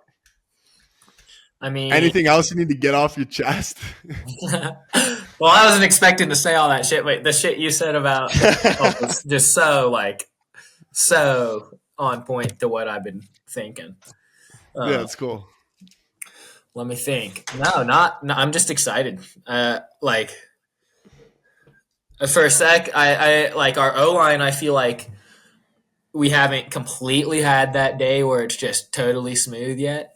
Mm-hmm. But I came back and just blew it up, dude. We might have had that day at Pro Champs, actually. Yeah. But, yeah, exactly. Yeah, I forgot to ask Leo about that, but yeah, about our 0 turn game in the semis. Yeah, no, that was good. But I'm really not. I'm just so confident in everybody, and I think we're gonna figure it out come the tournament. I'm not worried. Yeah, we just gotta hope that it's because our D line is so good. That's what makes it difficult to practice. Our D line, I'm zero worry about the D line. Yeah, no, I'm fucking ready. I'm just trying to envision. I'm just ready to play in a high level, big stakes club game because I've never really had that. Mm-hmm. No, it's gonna be exciting. It's gonna be an exciting. People should be watching Tobias and the first of many high level club nationals. I mean, do you think the big stage in club is? Because Champ Weekend was pretty cool. No, the big stage is the big stage. You know, like it's whatever is important to you. But it is also novel. Different. It's different. It is different. Inherently different. It's new to you, so there's going to be, I think, new emotions like for you. There's something about club that just. I think it's just because it's new. You know, like I honestly, even when I went from club to UFA, just even having the UFA be a little different, it felt a little, just. It's Frisbee at the end of the day, but it's just something new. Get used to it. I know I'm like, one thing I do know is I play my best in the bigger games. So I'm excited for that. Yeah. Nah, and it's so cool for you having it be your first one. It's exciting. Yeah. No, me too. Oh, I should say when I think about it, I do want to win. Like if I win a national championship, because my dad never won one on ring. That's the motivation. Right. When you first asked me that's definitely in my mind a little bit. That you gotta add it to the Brooks legacy. Right. Yes. Let's bring one home for the Brooks then, for sure. The Brooks. Yes. Oh, we didn't. All right. So we didn't prime you for this, but real quick, we do a thing called the Finer thing, and it's something in your life that's like a little unique that makes you feel good. Like when you pull into a parking spot and the song ends, like right when you take the keys out of the car, like how satisfying that is. Okay. Something like that. You got one? You got a Finer thing, dude? Maybe it's when you have a fucking ego death on like a nice trip. Is that your Finer thing? Finer thing? Yeah, when this might be out of pocket. Let me think. When I send a risky shot on Snapchat and it hits. That's his finer thing. That's such a good finer thing, Tobias. It's so relatable. Lately, after the ego death, I'm like, fuck it. I don't let the ego get in the way. Just send whatever. Send whatever, bro. Don't overthink it. And it's been working. What are you saying? What's your go-to? Like, hey, or just like? It depends. Nah, it's just whatever comes to me. No double thoughts. Don't let the ego get in the way. Just send it. Just send it. And when it works, that's my finer thing. You keeping it polite though, right? Keeping it polite and very, very gentlemanly. Hella polite. Yeah, that's how the Bravo boys operate. We're very gentlemen, but a lot of notes from Aylin. Aylin learning. Mm-hmm. Yeah, shout out Aylin. He's teaching them young. Yeah, watch out, because if you see a Bravo boy in your girl's DM, you got problems. For sure. We gotta end this. We gotta end this before. Quinn, this is the part where Quinn is worried about how people are viewing him. This Yes. He's like, oh shit. All right, no, I feel real good about that. I'm gonna have to slip Quinn some shrooms after the game. Sometimes you gotta force the ego down. You gotta force it. All right, hell yeah, Tobe. Thanks for coming on. Everyone, look out for Tobias at Nationals. He's gonna be a problem. Yes, we'll sir. see you later. Thank you, guys. Right. Peace. Peace.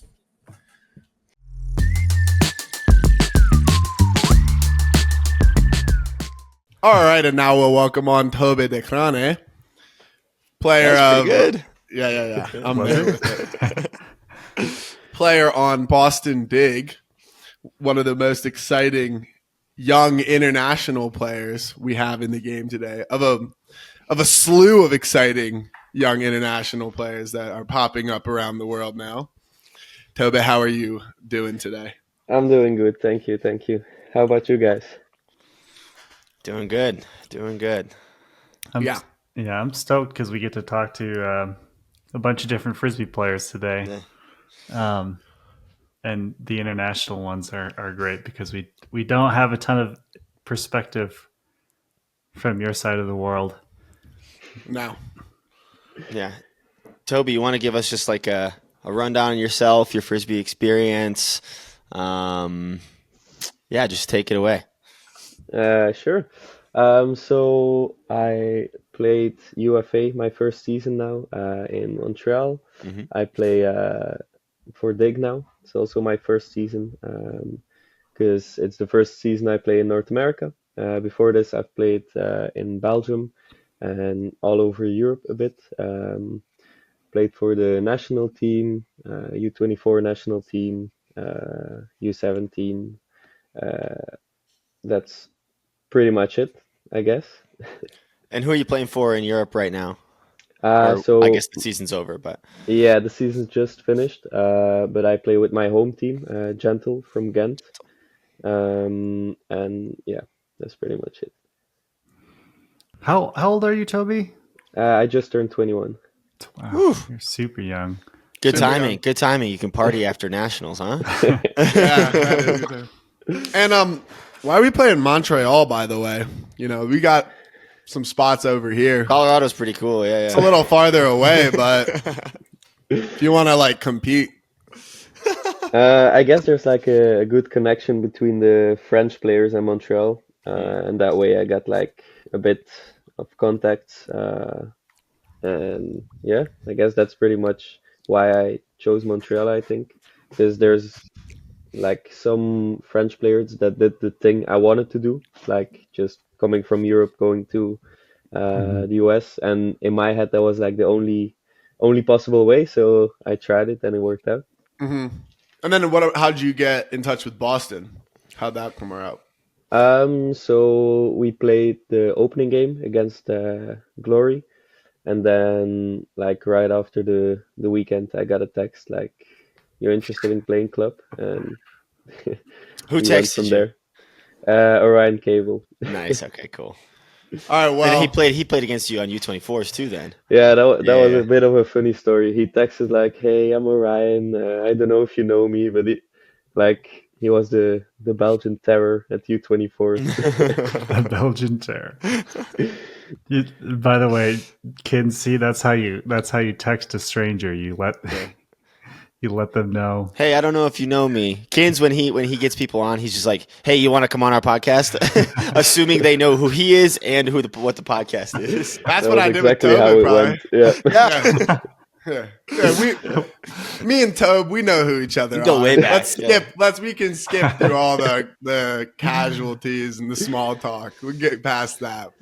Hey, well, now you have connections in Colorado, so just keep us in mind for the in future. mind. All right. Yeah, what are you thinking? You thinking glory or what? Ew. I have no idea yet. I first want to Perfect. finish the season, and then Perfect. I'll see after what I want to do. Yeah, perfect. Love that. Cool. I think just to kind of start, something we're really curious about is the differences in UFA. I even saw you posted something about traveling in the UFA, like a clip of that, and that was funny. So I'm just curious, what your perspective on the differences between the USAU style, the UFA style versus your home Europe style. I think Europe and USAU is very similar. Only big difference, in my opinion, is trash talking and physicality. Mm-hmm. And then in my head, UFA is something completely different rules. Everything's just completely different. Yeah. I don't know what I like more. It has its benefits. I like the fact of only having to play one game a day, so you can fully charge for that one game. It's pretty much how every single sport in the world does it, except Ultimate. Yeah. But I feel like I like the physicality a lot more. I like to play quite physical, and I got the remark in Europe quite a lot that I was too physical, or I went back for European finals a couple of weeks ago, and I got some remarks that I was too chirpy and I was talking too come much during the game. No, that's good. You won't get any of that USAU, I don't think. No, I don't for think nationals. so. No, yeah. It's part of the game here. Yeah. And you haven't played a tournament with DiG yet, right? Just practices? I played PEC. Oh, okay, cool. Early in the season. Yeah, and then I was at US Open, but I was injured. Oh, shoot. Yeah, and then I played regionals as well with them. Oh, nice, cool. Yeah, so you've been in I've Boston. got some reps. Nice, yeah. Been in Boston about a month now, or weeks? 2 weeks now, but I Nice. commuted Boston, Montreal. It's only 700 kilometers, so I used to take a night bus after UFA games. Woo! Wow. Yep. Really? And then a night bus back on Sunday night and work on Monday. Holy Damn, dude. smokes! Yeah. Dude, I love that. That is so Are you cool. are you working remotely? How? So I used to during the season, the UFA season, I did some courses, Frisbee courses with schools and with high schools, elementary schools, things like that in nice. Montreal. Nice. You're living the ultimate lifestyle. Yeah. Yeah, Sick, true. man. That's True. dope. I love Yeah. that. That's I mean, I really love cool. it too. It's the perfect time of your life to be doing these things too. True. All right. So this is your first USAU Club Series. How's DiG feeling going into nationals? What are the team vibes feeling like at practice? I think everybody's super optimistic. We have of course I cannot say how it was in previous years because I was not here. Mhm. But I feel like everybody has the feeling of this is the year that we're really gonna do it. So I mean, I think so too. I think we can go all the way. So I'm excited to see what we can do. Yeah, I mean, in terms of roster shakeup with you, Jeff, Rowan, our Calvin. Yep. Those are some big pickups. This is a good roster you guys have. Yeah, it's not always the best roster that wins though, but it's true. It's sure very helps. true. Yeah. How do you like? So you played against Calvin a lot. How do you like playing with Calvin? I know Calvin was marking up with Don. How'd I do, Don? Yeah, Yeah. that's right, Dan. At U24s, he was marking up with him a lot. But how do you like playing against him and with him? So I think I only played against him at U24 finals. But the team of the US was so great that like he stood out a little less. Yeah, I mean it's impossible to. Then he like stands out to me now at practices or like at tournaments. But I told him a couple of weeks ago, like I was watching a point of him playing on D line and I was on O line, so I was on the sideline, and he was like tearing up the handler spacing and like with his explosive jump cuts, and I was like, I'm so happy I play with you and not against you this year. So yeah, he's insane. He's pretty good. Yeah, we miss him. We Is miss he him a lot. gonna play? I don't know if you're gonna tell me, but is he gonna play O or D for you guys at nationals? What's the deal? I don't know if I can tell you. I don't know if I know it myself. So I'll just text him because I know 100% if he plays D and we play you guys, he's gonna mark up on me. He loves marking up on me, so that's gonna be fun. Yeah. How do you feel about your pool?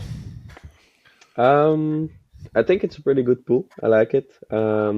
But on the other hand, like it's nationals, so every team will go all in every game, so you never know. But I'm looking forward to the games. Yeah, it's gonna be a fun pool. I think there are definitely harder pools than ours, though. Like which one's hard? What do you think? Ours.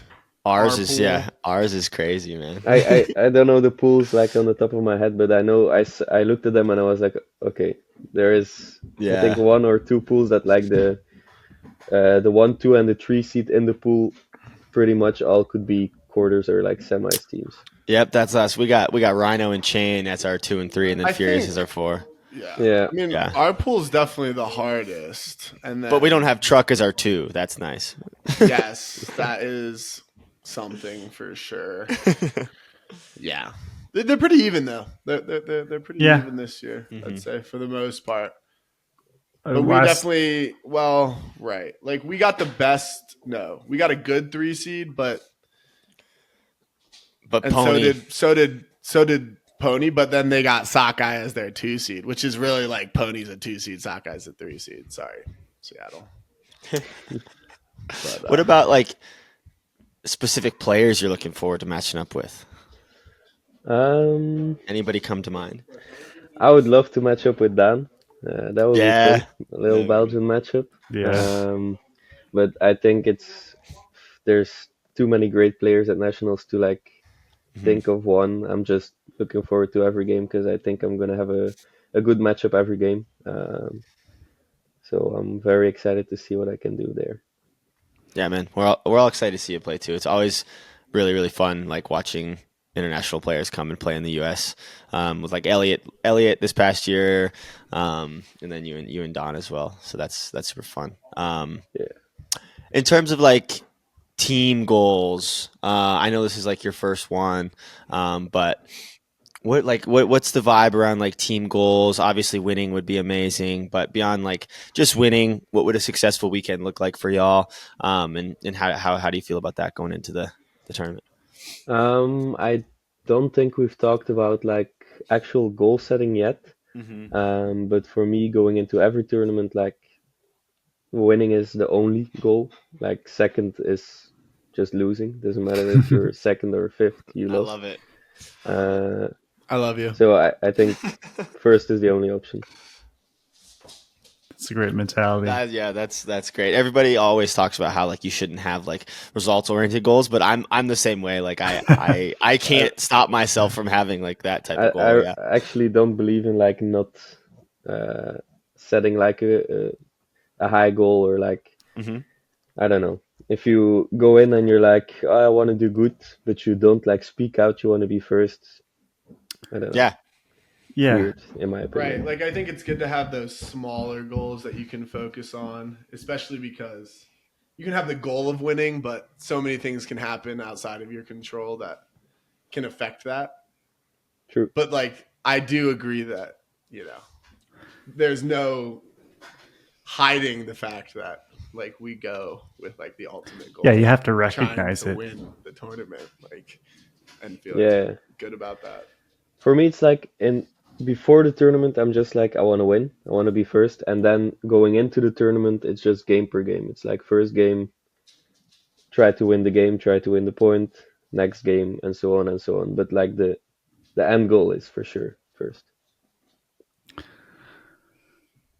Can you talk a little bit about U.S. coaching? Has it differed at all? And I have a pretty good relationship with Jake Smart, and how has it been playing for him? I imagine you probably interact with him a little bit more. Yeah, so I think the coaching here is different in a good way.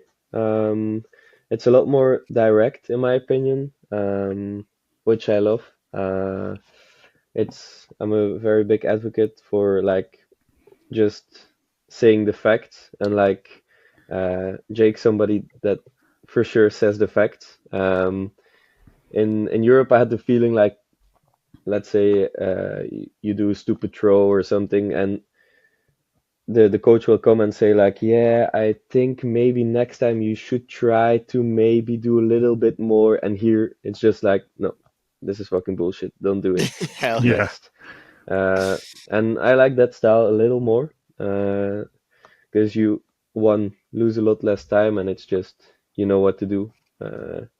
So I think that's a lot better US coaching wise. And then the scouting and like the game preparations are like a lot like more thorough here and a lot more advanced, which also is beneficial, I think. Do you think you'll try to take that back to Europe? Some of that.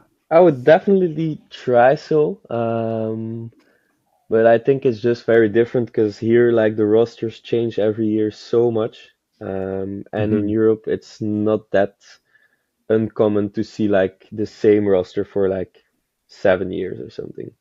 Like small changes, but like the core will stay the same for like a lot of years. Yeah. If somebody like moves from a big club to another big club, it's like the big thing. It doesn't happen that often, and here it's like people moving around the whole time. That makes sense. Yeah. What kind of stuff have you been thinking about having practiced with DiG? Like, what kind of things has it made you realize about your game that you maybe want to work on? Like, I imagine coming to like a practice, playing with all these like, you know, really, really high level players. Like, what kind of stuff was eye opening to you? Be like, damn, maybe I should be doing this a little bit more. I need to be able to do this, that kind of stuff. I always like to, like when I'm in company of great players, I like to test a lot what I could do against the best defenders or the best people that play offense, and then try to like pick some parts of their game, and definitely like the small spaces, the small cuts, what Calvin is pretty good at. I think that's something I really want to pick up on, like shiftiness in small spaces, agility. That's what I've been like focusing on the last couple of months. And then like I don't know, overall physicality a lot more, because in Europe I had the feeling like I was pretty much, I could easily match up, not easily, but I could definitely like physically match up with everybody. And here like all of a sudden Jeff Babbitt or Ryan Cable is defending you, and then it's like maybe I should, I don't know, hit the gym one more time or Well, do something extra.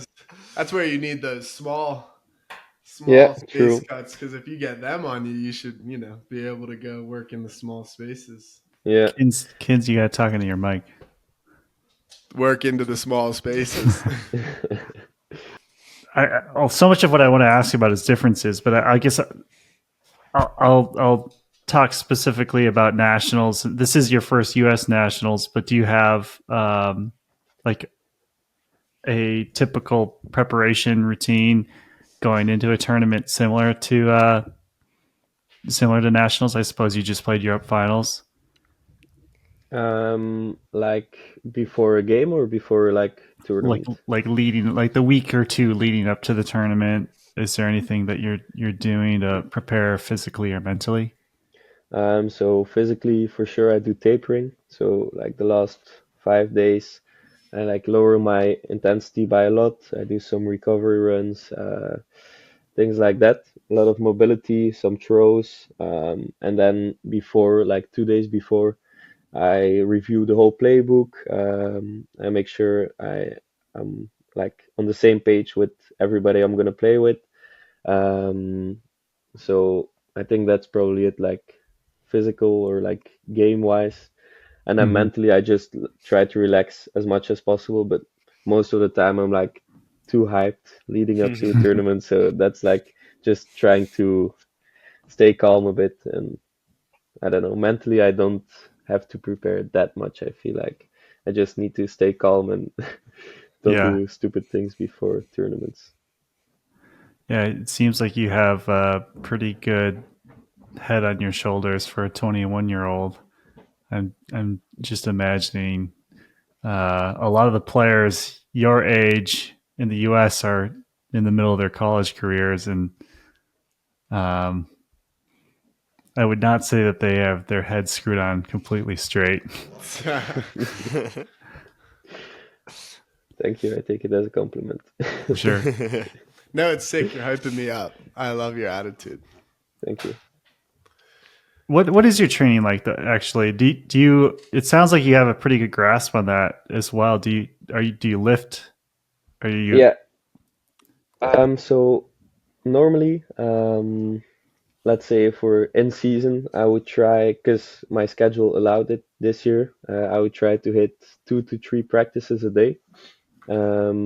So one would be lifting, then one would be like aerobic or cardio systems, and then another one would be technical. So throwing can be footwork, can be film, uh, pretty much anything. And then I'll build like a schedule. I have my coach as well, who helps me with most of the scheduling I do, so that I can hit. Like a personal coach, personal Yeah, trainer. yeah, indeed. So that I can hit like anywhere between 14 and 20 practices a week. Damn. Yeah. That's Oh, yeah. impressive. Thank you. Yeah, what kind of stuff do you need to have at the tournament? Like, what when you leave Boston? Can you not have in the backpack? And what kind of stuff are you looking to buy in San Diego to make sure you have on the sideline in your bag? I always try to make sure I have water, but I'm the worst for that. Like I always forget a bottle, or so I always need to get like a backup bottle of water. I also have like energy strips that I take a lot. Um, I think caffeine is pretty important for me, and then my shoes, because I tend to forget my shoes sometimes, which is not very pleasant. What is an energy strip? It's like a little strip you put on your tongue, and it like melts, and it has 50 milligrams of caffeine. And I don't know, I like it more than pre-workout or energy drinks, because like I start to shake if I drink energy drinks, or my belly gets like upset. Yeah. Dang, those sound cool. I like that. I'll Yeah, have to try I've been those. seeing those on your Instagram. Yes, yeah. That's a company from Montreal I work with. So yeah. What are they Code called? code Tobe for 15% off. Tobe 15. Oh, yes. really? What is the company called? Has strips. Oh, strips. Okay. Yeah. Well, maybe we'll pick some up. What kind of Yeah, cleats for are sure. you rocking? What kind of cleats are you rocking these days? So I used to go with Eddie Zeros. But Prime knit. Yep. But I had the feeling like I don't Dude. know, I wore them like 3 months and they broke. Every 3 months I had to buy new ones. And the big problem in Europe is you don't have them in Europe. So every time I go back to Europe, I take like 5, 6 pairs. Really? And now I've switched over to like Under Armour shoes Oh, Oh, with really? really? like a super soft like layer on top, so that my toes can move a lot. because I've had quite a lot of blisters like in between my toes. What are those Uh, ones called? I have no idea actually. I feel like not many people rock the Under Armours these days. No, but they're like very similar to the MC Suedes. Are they the suede ones? Are they football or soccer? Or do Under Armour They're even make football. soccer? They're Football? American football. Yeah. Nice. Dude, okay. I love the Prime Knit. You had me at Prime Knit. Big fan. I hate those cleats, man. Those are so bad. Didn't some of our guys used to wear the really tall Under Armour ones? That was Under Armour, right? Oh Maybe, god, yeah. those were so ugly. These ones are looking pretty nice. There's like these men's I'm looking at 'em. 2MC suedes. The suedes look crazy. cool. Right. Maybe I can like. And get then there's them the out. Yeah, VV grab them. There's the They're here. VVS too. Those look cool. The VVS look real nice. They do look way higher quality than I would. What about the Highlight 2 MC? Those are like super high sock style on these. Yeah. Yeah, Those are And crazy. the RM. Ooh. It's these ones. It's like the inside is super soft. Okay, I kind of Whoa. like those. It's like only one layer on top. like a It reptile rips pretty skin. quickly, but it's. I've had them for 5 months and they're still playable, so that's longer than the Eddie Zeros. So Yeah. Yeah, I have to have a couple pairs. I do like a practice pair and a game pair. yeah, I Just also to have to. try to keep them a little bit longer. And I like putting a fresh pair of game cleats on. Yeah. Something about busting those out. Feel a little bit nicer. It looks like Justin Jefferson. Toby, I don't know if you watch American football a lot, but he's like Justin Jefferson's like the best receiver in the league, and he wears Under Armour. I didn't know Bold. Super bold statement. that. Yeah. What's your favorite non-ultimate sport?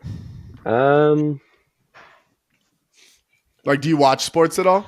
Yeah, I watch a lot of sports. I think basketball Okay. or Oh, nice. soccer would be. So Yeah. for my European fans, football, soccer. My friends always get mad when I say soccer. That's funny. Who's your team in the NBA? I guess it's the NBA, correct? Yeah, Okay, I wasn't sure if those are the leagues. I think the Lakers, but I think I just like LeBron. So Hey, that's a good answer. Yeah. I'm the same way. Yeah. just trying to see LeBron and Bronny succeed. These That one makes season. sense to say. That'd be As a awesome. European with no home affiliation, Yeah.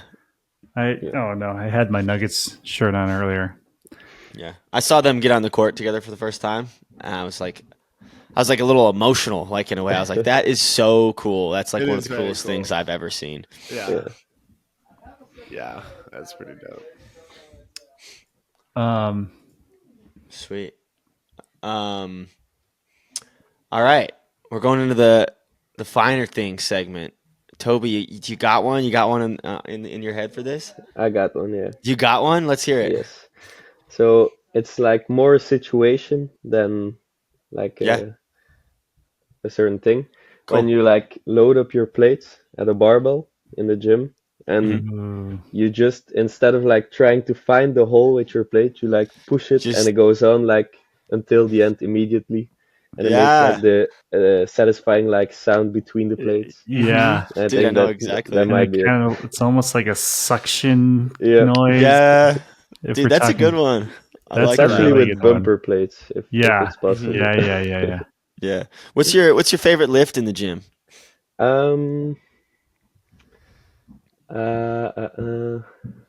I like bench press. Oh, yeah? A lot, but it's What do like you- the least. I tried put to give an ultimate based answer, but Nah. It makes you throw gotta be bench farther. press. You could throw far, dude. Yeah. What are you putting up on bench these days? So my PR is 110 kilograms. I don't know what that is Woo! in pounds. I think it's like 225, 230. 25, Yeah, close. that's a lot. I think it's plates. I think it's more. I think it's 240, 250. Yeah, that makes sense. 110 Damn. kilograms. Yeah. 242. That was during the off season. Yeah. So I don't know if I'd be able to hit that now. Yeah, when you're playing, it's impossible to kind of keep that Yeah. upper body strength. Yeah, I used to bench a ton too. What's your PR? My PR all time In kilograms, it's like 255 pounds. So it's like 10 pounds more than yours. But I think that was probably 3 or 4 years ago. And I don't really bench anymore. So I could probably barely hit 225 pounds these days. Like I barely do it. Quinn's a twig now. Yeah, I'm a small little guy now. Twig's kind of the way to go, man. I've for Frisbee, sure, yeah. I don't think I've ever For gotten Frisbee. 2 plates. I think like 210 pounds is probably my PR. That's a really good finer thing, though. Toby, that's a good one, man. You really do need to come out to Colorado because you're talking to a couple. I know everybody that really like to. There's going to be so much comp for Tobe now, though. Yeah. Everyone's going to want Tobe on their team. We need 2 Tobes. Yeah, we got a two Tobe. Come You join. got a younger bro? Younger one and an older one as well. Yeah. Are they Frisbee players? Yeah, they're all on the Belgian national team. Oh, really? Who's the best? I think me. I would like to say me. No, that's a good answer. Yeah. Who's got the highest ceiling? Me. They're not willing to train as hard as me. So. Yeah. That's it. I love it. That's awesome. Sweet. Yeah. Well, Toby, thanks so much for joining. Thank you guys for having me. Yeah. Good luck man. at nationals, and Looking forward to seeing you at nationals. For sure. yeah. Give Calvin a. I don't know. I'm trying to decide. Bad. Yeah. An ass slap for us. Give him I a will. spanking for Give us. him All right. Thanks, Toby. Thank you. We'll see you. Peace. Bye.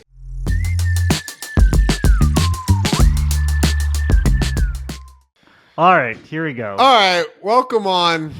Welcome back to the Nationals preview where we're bringing on Pawel. The Colorado Ultimate Killer. Who needs no introduction because he's probably shit-talked you or your favorite team on Instagram, and you probably dug into his history at that point. Mm-hmm. And therefore, I won't waste your time with introducing him. The many accolades that we could put before. I have none. I have no accolades. Let's get this over with. You guys are stupid. Let's go. No. You made the national team in 2020, man. It's great. Yeah, never played though. Oh shoot. COVID took that away from me. For sure. People died. I didn't play on the national team. It was the equivalency between those two things. Just Pawel is a Colorado Killer, but also our most avid supporter, at least the at the college level. Pawel and I have been having monthly meetings to start the Alumni Foundation. Did we come up with a name for that yet? right now, the working name is the Mama Bird Alumni Mentorship Association. Mama. That's right. Yeah, I mean, that's great. Brilliant. Yes. Yeah. Yes. That's good. Because I'm brilliant. So you guys, Chicago Machine, you're the 1 seed overall.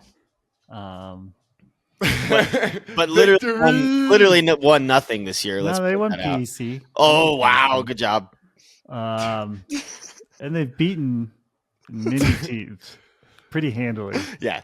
How does this team feel versus other teams that have been, you've been on a lot of really good machine teams. Does this feel any different heading into nationals? And do you feel different perspective as a 1 seed overall? Yeah, I mean, for sure. I think I keep telling this to my teammates. I think everyone else on the team is like, we're so happy to have a really good team and like be very competitive. And then I look at it very differently, where it's just like, if we don't win it this year, it's like the biggest regret. Like it's going to probably be the biggest regret of my life if we don't win finals. Because like this sort of team doesn't come about very easily. So it might not come about ever again. So you definitely want to kind of shoot your shot. You want to, make sure that this one shot that you have is successful. So I feel more pressure and like the anticipation of regret then you sort of like, oh, like we're actually really good because we have all these really good players. Like we literally leveled up from last year where we had the best, UK player, and now we have the best European player. Sorry, Connor. And it's just like we just got better, and everyone came back pretty much. So and we Right. we're very close last year, and this year, maybe for the first time ever, I feel like our offense is competent, and we're not gonna, people kind of matured in their roles, and we can score goals more easily, and our D is as good as ever. Why is this team so much better? Like because of roster pickups, or because of maybe, like you said, maturing, or what makes this team so much better that you're feeling that way? I think last year a lot of people didn't play finals like they were on the team in 2019. There were younger players. Not to say that the moment got away from them or they're nervous, Totally more nervous, but it's just the experience of playing in that semifinal game against you guys, and then playing against a very good truck team in the finals. Kind of set us up for this year where okay, we know what to expect. We know exactly what we're going to feel at semis and finals when we get there. And we know that the teams around us are also very, very good. Like I think this year, the parity across the men's division is at an all-time high. So we have a really stacked pool. So I think people are just really excited to really starting, they want to start Thursday off on a good note. They're not going to wait until Saturday and Sunday to level up. That's all I'm trying to say. Is a little okay. I'll trade your third seed. Let's trade 3 seeds. Okay, give me your 3 seed. I'll give you our 3 seed. I would trade our 2 and 3. Let's trade our 2s in a heartbeat. Okay. Let's do it. Yeah, but you got the. But I want the A schedule. I want to be in Pool A. Sure. Okay. Yeah, but you got the best 3 seed, no doubt. But you also, no doubt, got the worst 2 seed. You guys are stupid. Have you guys even watched Sockeye film? Have you watched the Sockeye film? That's right, because you don't know what you're talking about. Like always, like this podcast, really? You have no idea what you're talking about, and you're just saying Sockeye is bad because they didn't make nationals last year. No, that's not what I'm saying. Right. They are stacked. They are stacked to the best I really U20, U24 talent. I hate what I'm hearing Kins say right now because they're not the worst 2 seed. Truck, Ring, Rhino, Sockeye. That doesn't matter. What matters is all I are they said a was good they were team? Yeah, but I just said they're the worst 2 seed. Do you know? Yeah, but the way that you are talking is disrespectful to Sockeye as a team. They are a good team. Sockeye looks like you guys in 2022. Brash, young, just fearless. That's what Sockeye reminds me. That's and a super athletic. That's good. Yeah. You guys. Okay. So they're a very well deserving 5th overall seed. They're a very good 2 seed. And I will not stand for the Sockeye slander because I think you guys are stupid. You guys can't look in the mirror. Like you guys don't recognize your own reflection. I said they were the worst. I said they were the worst 2 seed, and no one has argued that. I would love to get Ring of Fire. I'm sorry. I love Ring. I love playing against Ring, but I think Ring loses to Sockeye 9 out of 10 times. So. Interesting. 9 out of 10. Interesting. That is interesting. Watch. But then, see, this is the thing. Here's what say I all think these things, and then you just go 9, and say Sockeye would win against Ring 9 out of 10 times, and that's crazy. You say okay, he's getting go on, okay. Mikey. Pawel's doing the Pawel thing well. Yeah. I will say that. No, Sockeye's definitely good. They're definitely a good team. Like, I think there are 8 teams that I think that could win nationals. I'm not sure if Sockeye is in there yet, but nobody would have said that about us in 2022. So I think Pawel has a really good point. What are you talking about? In 2022, you guys made finals of Pro Champs, right? Or US Open. You guys played against Truck. Yeah, nobody thought that in 2022 you didn't have a chance. Get out of here with this. I was going to say, you're out of here. Definitely, yeah. You guys know nothing. Hey, stop you guys and us. Yeah, that was Mikey. All right. We're not a collective. Okay. I love this.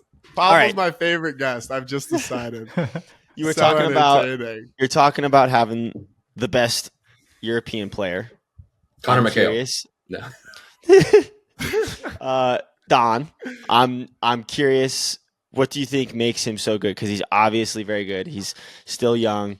Beyond like potential, I think talking about potential is kind of a trap. Beyond potential, like what makes him so good right now? So I think if you look at throughout Don's career, Don has had to play every point of almost every game for all the good teams that he's been on the national teams, on the club teams that he's been to Worlds with. So this guy never gets tired. And like we all knew this, like coming in, like, oh, this guy like is super, like has super endurance, is super fast. But if you actually look at how we can utilize him, is we can put him on O, we can put him on D, and we can play him, 20 out of the 26 points in a Nationals game, and he'll be great for that game, and he'll be great for 4 games down the road. Interesting. So, I mean, the level of endurance that I think these European players have, because they're playing every point on not so deep teams that they're on, is a huge, huge benefit for the U.S. teams that they're on. I'm curious what you think. Like, so your team, you probably have the most talented roster at Nationals, if not one of. Like, you have a very, very talented roster. Does he need to play that much? I think, like, your depth is undeniable. In my opinion, no matter how good he is, I think he's amazing. But I don't know if it's the... Like, can he be more effective if he plays? Can he be more effective if he's not? You guys have the depth to not play him that much. That this is true, but he's also a great decoy. So whenever we put Don on he doesn't have to be part of the initiation play. He doesn't have to score the goals, but you know that he's going to draw the best matchup, or the second best matchup, or the fastest matchup, which opens up a good matchup for someone else. And then on D, again, we don't have to put him on the best matchup. We can put him on the 4th or 5th best matchup, and then he can take over after the turnover. Right, so we can utilize him in ways where we kind of save some of his energy, but just his presence on the field, impacts how the other teams play. Yeah, 100%. I love that. Cool. Yeah, it's very cool. I'm looking forward to seeing him play on a team like you guys, like with more depth, and because all I've seen him play on is like the national teams where he's like high volume, high turnover because he's touching it so much, expected to do a lot. Like I'm really, really looking forward to see him play. Yeah. Like U.S. Nationals brand of Frisbee. It's going to be sick. There's few things that get me as excited in our sport as like the international players getting better coming over to play. Like that Super just cool. gets me very excited about the sport in general, because you just realize all the potential that it has for all these new good players. It's very exciting. Have you, because you Machine has integrated foreign players for years now. Have you gotten better at it, do you think, as a team, or was it ever a struggle, or has it typically been pretty seamless? I think the first struggle was in 2019 where we merged High Five and Machine together. That was the first merger. And then the second merger is kind of ongoing where we're merging the world with Machine. So we're still becoming a mega world team. And I think we got a lot of the kinks out of the way in 2019 when we're incorporating a lot of different personalities. We're incorporating different kind of power struggles of sorts in 2019. And then once COVID hit, and then once we, started, targeting the Canadians, the Europeans, then we kind of knew what to expect.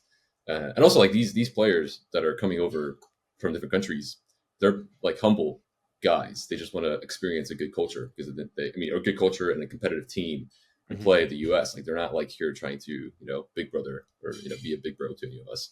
Right. So they all have very different attitudes towards competition and towards team building than a lot of US players on much worse teams, in my experience. Yeah, no, that's cool. Yeah, agreed. That's really cool. So we were talking about your pool a little bit. What's the game you're most excited for? What do you think? Who do you feel is the biggest competition? We have a really tough pool. Like people who don't know anything about Frisbee think that this is not that big of a kids, right? Like I don't know. Like I'm looking at pool D. I was like, those are 2 really easy wins. I'm looking at pool C, definitely going to pre-quarters. I'm looking at pool A. I was like, Pony or us could not make the bracket. Like I don't know. RDU can upset one of us, and dude, anything easily can go on too. Yeah. Anything can happen, right? Yeah. So tune in. Come to Surf Cup. Go to San Diego. Buy a ticket. Okay, buy some snacks. Buy a brewski and come in and watch and see if Machine doesn't make the bracket. That's all I'm saying. Just it's a free for all. Day 1 Machine. No, day 2 Machine is one you gotta. Day 1 Machine's unbeatable. Day 1 Machine is a machine. Day 2 Machine, except for 2021, but yeah, besides it's like a Roomba. Okay, calm down. No, but to answer your question, I think it's ridiculous, and we discussed this before. But to recap, it is absolutely ridiculous that Pony's the 10 seed or it's a 3 seed in any pool. Yeah, like Pony could very easily be a 1 seed in a pool. Like half of their team played Worlds. Yeah. With either Team USA or Team Germany or some other team. Like I don't know, like half of that team didn't even play the regular season, and now they're in our pool as a 3 seed. They're not a 3 seed. Like Sakai. And Yeah. Sockeye is viewed by the ignorant public as not a good 2 seed. Sockeye, like I was telling you guys, is Johnny Bravo 2022, but nobody wants to listen to me. So we have Johnny Bravo 2022. That's so we have surprising. a team where 11 or 12 or 13 guys were or should have been on the U.S. national team, winning gold medals. And then we have RDU that beat that team last year, or beat the team in the regular season, and we're about to beat them in nationals. So I have no idea what's going to happen. And it's going to be a very tough pool, and hopefully we come out of it going to pre-quarters on Friday. That is one of the interesting things going into this nationals is like the regular season. I don't think usually is that good of an indication of what's going on at nationals, but this year, especially with Worlds and the fact that Pro Champs was kind of like, missing a lot of all the good players. It's like, yeah, it's pretty up in the air in terms of who the favorites are. And pre-quarters, like there's going to be a really good team that loses a pre-quarter matchup. For Like, there's sure. going to be a title favorite or a semi. There's going to be a team that the stupid people at Ulti World are going to say their ceiling or their floor is semis or floor is quarters. That's going to lose in pre-quarters. Like that's just going to happen because people have no idea what they're talking about, and the people have no like they don't understand the parity and how good the top 10 teams are. What's your biggest like upset alert? What team that is not? So I guess maybe it's Sockeye, but they're also a 2 seed. Like what team below that is like your big hot take that you're like putting money on because they have great odds? And well, I mean, officially Pony is below them, so I think Pony is a lock for quarters. But I think that's not a fair answer. Right. So besides GOAT, besides those teams, we have GOAT, Chain, Double Wide, RDU, Mallard, Furious, and Shrimp. I don't want nothing to do with Shrimp. No Utah people. I hate that the Utah people have beaten me so many times over the last 2 years. I want nothing to do with Will Selfridge. I want nothing to do with that guy. He can chill in Pool D and hopefully not make the bracket even. Dude, Will is good. He's really I know. good. Again, you're talking to someone who knows I know who he's talking about. I know Will's good. They got Oscar Brown, Nathan Huff. They got the Oiler. Dude, I think GOAT is going to be good. I think they've got a lot of good players, and like you said, I think RDU is sneaky good. But also Chain beat Ring. Like I don't know. Like I don't think Chain. I think Chain is just good. Like I think Chain is like a Pony to me. Like I think people understand that Chain is really good and probably shouldn't be a 3 seed. Like Chain is fucking legit. Like same with Pony. Like it's like you look at that, you're like, what the fuck happened here? Like Pony obviously should be higher than that. But a lot of really good teams. How much Mallard stock do we have? None. Pawel? 0, 0, 0, 0. Ryan Oscar, you're going straight to hell. Ryan Oscar is going straight to consolation, baby. Woo! It's not fair to Ryan. I'm sure he's having fun. I wonder what their mentality going. I love you, Pop. Is going to be like. I wonder if it's kind of just a vacation for them, or if they're coming in with, they have enough talent to upset some teams for sure. Maybe. I don't know. What's next here, Kins? What? I don't know. We've gone so off script, but I kind of. I mean, so just for you all going in, we talked about a lot of expectation, very good roster. Obviously, the goal is to win. That's obvious. Beyond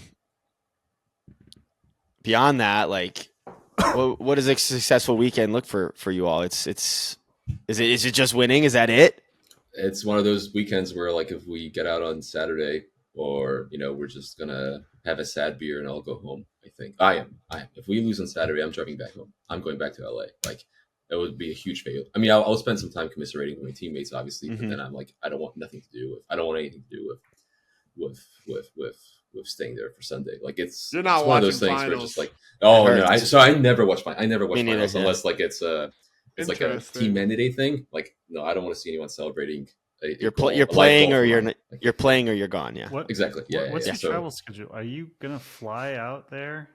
No. So I'm flying back from Chicago on Monday, and then I'm driving from LA to San Diego. LA. Yeah. So I have my car. My car is going to be there. I can just dip whenever I can. Probably the best benefit, or the most valuable thing that I got out of living in LA is I can just dip whenever we lose, or whenever it's time to go. Whenever we don't have to watch finals. I'm out of here. See you guys later. No, but I love my teammates. I love spending time with all my teammates. Like this culture of Machine is awesome. It's just physically I'm physically unable to watch another team be successful. Huh. And it's just like it's like a gag reflex. I don't want to see it. I don't want to be anywhere around it. What makes the culture of Machine so good? Oh, because we do so many things to build the culture. Like it's a very active thing where like we put so much infrastructure into actually building relationships. Like just to put things in perspective, I've been in Chicago since August 17th, so 2 months. So it's gonna be 2 months when I move out in next week, and I think I've seen another teammate or teammates 5 out of the 7 nights or days where I've been here. Damn. Right? So it's an active team building exercise where it's like you feel kind of like you're in college. Like I really go back to the time between regionals and nationals at CU Boulder when like you are done with classes, you're done with your finals, and then you have like 4 weeks with your bros that all you're doing is practicing every day, or like and then getting Cafe Mexicali, and then like just like Fuck yeah, dude. and just like hanging out at the creek or something. Like and I do that as a 31-year-old. It's like hell yeah, like this is exactly what life should be as 10 years after college. So never grow up, man. Yeah, that's what I'm saying, man. Why grow up if you don't have to? Like if you can build that sort of environment and community. And like people are also as invested in this thing that you're trying to be really good at, then like why not? Like there are teams out there that like see each other once or twice a week, and like why would I want to sacrifice and pay a bunch of money to travel and to live, to pay rent on those teams where I can just travel play? Like I would never want to just travel play for Machine. I would always want to be inside the culture that we are actively building here in Chicago. And that's why I think I think that's also the reason why we can draw these international players. Because they know that like when they come here, they're gonna like be well taken care of, and they're gonna have a really good time, and they're not gonna like miss their homes too much. Yeah. Who are some of the big cultural ambassadors? I guess Joe's a social butterfly. Definitely not. No, Joe does his own thing. Joe is not a social butterfly. He's like locked in this year. Maybe years prior, his whole thing is performance in the field. Like he is much less of a social butterfly. I think the number one social butterfly on our team this year is Tim Schock, Captain Tim Schock, the founder of DiG. He is by far the guy who organizes most of the stuff. And of course me, but I am. Everyone knows I'm a social butterfly. But yeah. Tim's the founder of DiG? Yeah, Tim. I didn't know that. Oh yeah. Oh yeah. He's a DiG legend. Just tell him that, Tim Schock, the DiG legend. U24 legend too. Tim Schock, the U24 and DiG legend. 2-time U24. He played mixed and he played mixed and open, I think. Is that what Joe did too? Did Joe play both open or both? Or he played open. He did the inverse of Tim. Joe played open the first time, and then he played mixed my cycle and then Tim played mixed the first time and open my cycle. Yeah. Look at all these great players we have on our team, and they're social butterflies. It's just everyone should just move to Chicago and play Machine. That's what I'm saying. There's no indication of a good Pawel, player I'm coming, Pawel. That's it. I'm coming next year. Leave Colorado. Yes. Is it too early to say, Pawel, if is this it for you for the Machine? Why are you cutting me? No. It's going to be very clear. I mean, at some point they're going to cut me for sure. I don't know if it's going to be next year. I just know that you live, West Coast. Like, is it realistic to keep doing this for you? I think realistic is anything you set your heart to. Like if you desire to do something that's realistic. I don't know. Call me naive, but like I think if I guess you really what's your plan? Do you have a plan yet? I have a plan of continuing to play on teams that value me and don't cut me. Like there's definitely a serious possibility that like next year they get 2 more international players and they can't expend one of the 5 spots on lowly Pawel Janas. Like that's just like the reality of it. So it's unfortunately you only have 5 of these spots, and like these spots are super valuable, as for us, because like okay, like if we have Malik, we have Don. Let's say Quinn wants to play or whatever. That's 3 spops. Yeah, I'm coming, spots. Man. I just told you I'm coming. Then Connor McHale wants to come back, so that's 4, and then we'll get the best Asian player, and then we'll have team world. I mean, Pawel, like at what point do you stop playing O-line and you guard a handler and then you handle on a turn? Like maybe Maybe that's 32-year-old Maybe that's Pawel. this year. That's this year. what I'm saying. I think he could be really good at that. Oh man, how do I quit out of this? How do I exit this stupid? Like, how do I leave? Do not give people ideas. There's a Also- button that says leave under. Yeah. Aren't you like teaching college kids and you can't figure out how to leave a room? So what? Oh, that's right. No, but I don't teach virtually. No. I do all my. teaching gotcha. in the Einstein lecture hall because I am. You'd be a fun teacher. For sure, man. I am. I mean, I would be. This is hypothetical. I am. How many? You get a lot of kids. How I have big one are of your the classes? I have one of the biggest classes at Caltech. You like that, or do you not like that? It was actually very stressful. So the first week was super stressful. I've never felt so much stress and like seeing like it's like 100 kids. So the whole undergrad population is like 900. So like a tenth, more than like 15% of the undergrads are like taking your class. They're like, I can't really fuck this up. Like this is, I have to be real here. Caltech is small. Wow, I didn't realize. Yeah, it's just the most elite institution on the planet. That's no big deal. Just the most elite. The most elite Frisbee team, the most elite university. I've made it. Coaching I have made UCLA it. the last year, Look, Pawel? what's that? You were coaching Look at us. UCLA last year. Cheers I've to always been Pawel. coaching. Cheers to me. Yeah, look at us. Look at us. There's no Frisbee team though at Caltech? What is the story? No, it's just very small. So we have no sports programs. So the Frisbee team is very, very small, if there is one. So it depends on year to year. Okay. But yeah. Gotcha. There was a small chance. I feel like we probably talked about this last time that you almost came back here. Yeah, man. There's a spot. Oh, on that's the right. D-line. There's a spot on the D line for you to hit guard handlers and handle over here, dude. No. You already have Nut doing that. Jonathan Nuttercutt could Well, do that. but you and Nut on the same line, dude. Oh my god. That seems like a redundancy. Here, no, you take my spot. I'm going to machine. You take my Trade. spot. You initiate for Bravo. I'll And we don't make it go on regionals? handle. I'll go handle for. I also feel The like Great Lakes. I also feel like Fungi is like one veteran leader away from being double. Yeah, you line and Cody in that game Spicer, to man. go. I would definitely do that. 100%. Me and Cody just running Fungi. I love that. Look at that. We're planning my retirement. What is this? I am actually going to leave. This is like, what is, like, you're planting these ideas into my head that I don't like. So you would prefer to get cut by machine than just like decide on your own terms when you want to go? So I've been a leader of many teams, and I can say with certainty that the one thing I know about team and roster management is that when guys hang around who don't deserve to be on the team, those people are cancers. And I do not want to be a cancer. So you have to cut me. You have to cut the cancer away. You just have to cut Well, but that's what I'm saying. always But true, but that's what I'm wondering is like, But why can't- don't you cut? Why don't you just take? If you know that so strongly, why don't you just? because no competitive person will actually be like, nah, it's time to hang it up. No competitive athlete ever has said that. So you have to be cut. It's like But a is that tumor. just- You have to cut it away. You have to cut me loose, cut me away, and that's Pawel way the to go. tumor. Some people It's would just argue. the tool. Yeah. Yeah, nobody goes quietly. Nobody. It's just unrealistic to say yes. I am gonna cut myself. Mhm. Like, no competitive person will say that. But I would also challenge like that notion that all. I'm probably you're not saying that all, but I don't think all players that are like that we're describing right now are cancerous to teams. I think there are players that can be very culturally beneficial Definitely. to teams in that aspect. Definitely. No, for sure. But then the you just want to avoid like even one cancer is bad. Like one tumor. 'Cause it is grows, one tumor man. Too many. Yeah, Cancer man. spreads. The Spreads quick. analogy, man. Woo, look at this. Well, that's The I feel rhetorical like- device that we're using right now is just perfect. I feel Exactly. like that's what happened to Sockeye now.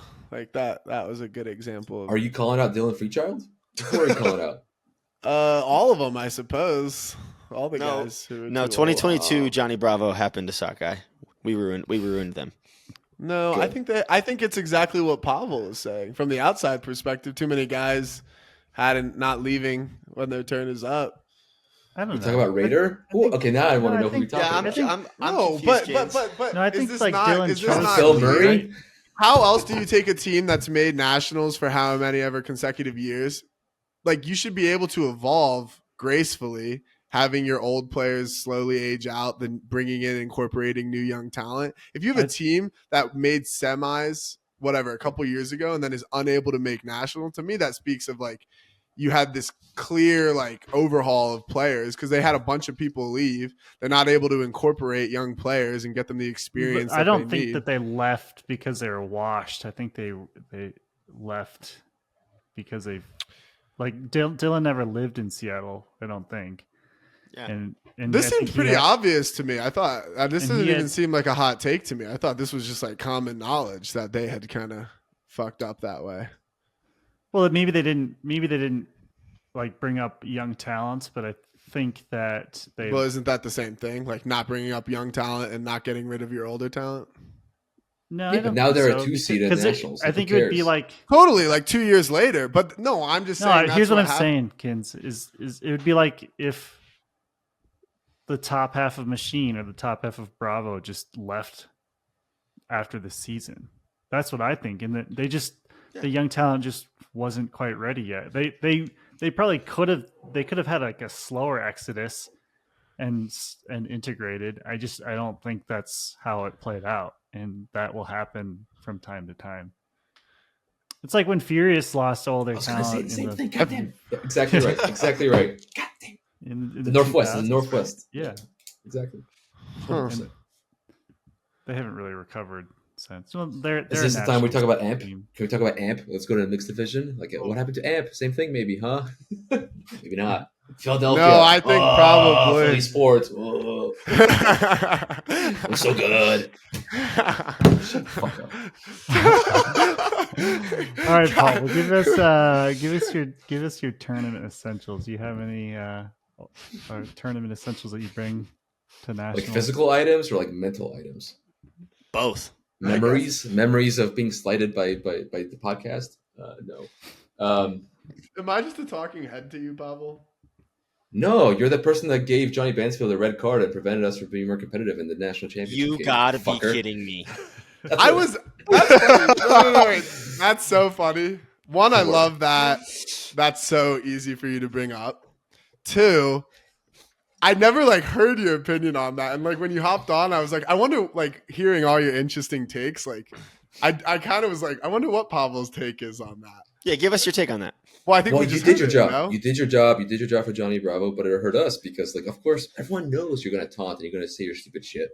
And I didn't say anything. We knew that. Like, I'm pretty sure before the game we said that don't like react to the crap that they do because it's Johnny Bravo. They have people that talk and whatever. And yet it was so easy. And yet it was so easy. But maybe that's the problem. Like you guys were like manifesting it. You were like, we're not going to react, but it like really was still able to like. Yeah. I mean, it was just a very, very, very unfortunate turn of events for us. Very unfortunate turn of events. I like you guys. I like your team. I like playing against you guys. I like a lot of your play. That's why I can shit talk you guys and shit talk you because I like you and I like a lot of your players. The perspective is interesting because the Kins dynamic is a double-edged sword. That actually makes me so happy though to feel like I still hindered you from winning the next game, even though we lost to you in semis. 100%. I mean, you should have won that game. I mean, you blew that game, but like, yes. Besides that fact, don't sugarcoat your loss. Like, you get one of our best defenders out of it, and we still can't win after being up. Like, come on. Besides that fact, didn't you have a better half without him? Like in terms of points scored. No, but that's not causal. That's not. I know. I'm kidding. I'm kidding. I'm kidding. Obviously. Yeah. No, but yeah, you did your truck should send you a nice little gift basket of flowers. They should. Chocolates. I'll talk. A little truck. A little choo-choo. We're truck. Look at us. We run a no turnover offense. Woohoo! Yeah, isn't that shit so boring? Like Huck the disc. Like, goddamn, it's so boring, man. That's why they lost to Pony at the Pro Champ for US Open or whatever. They were just trying to hook it. They were feeling themselves, and then they felt themselves a little too much and a little too long, and then they lost. That's such a good. Did you see that game? Never feel yourself a little too much. We traded Pony for that game, so we have a good truck film. Is there film of the Pony truck game? Yeah, but you have to like talk to Pony captains to get it. But yes, did you get it? We traded our ring game for that. Yes. So if you look at that game, the game's I've really never good. heard. That I've game never is like heard a- of that before. That's so funny. that's, Do we have any games we can trade? I mean, do we need that? Do we need that film? I just want to watch it, to be honest. Oh, just to see it? Yeah, just for fun. Yeah. It's very high level. Like I'm going to say, like for the first game of the first day of a tournament, it doesn't matter. It's a very That makes sense. I feel like those are two teams that have that kind of history where it's like doesn't matter when they're playing, it's going to be a important game for them. Totally. Definitely. Yeah, they're good. Two really good teams. Dang. One's a 3 seed. I mean, So, I don't know Sockeye what you is said for better. tournament essentials, but now we're here. I didn't say anything. No, but I need my little stool. Like people without stools or without places to sit at tournaments are just like rookies to me. Like you guys don't know what you're doing. Like you need to have your own place of sitting. You're showing your age, man. No, I mean you like in the morning. So okay. Let me ask you this: when you go to a tournament in the morning, it's wet because you're playing. You know, it's moist, whatever. You don't want to get your ass wet. What do? You sit on someone's little stool. Get your own stool. Okay, get your own stool and put your own cleats on your own stool. And that's what I do. I look after myself and all the other people that use my stool to then put on their cleats. Like all I'm saying is you need to have a place of sitting. You need to Get have wet, a place. get wet, stay wet, man. Ironside, get wet, stay yeah, we're wet. not embracing that. Dude. I'm Are you not? 100% Are you in getting on? Pawel. Are you getting on the back to stretch there, Pav? Like during warm-ups when it's wet? Yeah, but when you're just getting to the fields, you don't want to like feel that moisture yet. You just want to like ease It's into true. it. Yeah, You you're right. just want to sit somewhere, have a little coffee. A little Do you have a meditation. nice Like, stool? oh, I Is hate it- Alex is it Atkins. just like a Meditate on that thought. No, it's one of those REI stools. I mean, I guess it's nice because it's REI. but fine. it's- I got the same one, man. I got the Can- same Yeah. one. I'll throw an endorsement out for the walk stool. I think it's called. I'm looking it up. Is that the brand? Yeah, walk stool.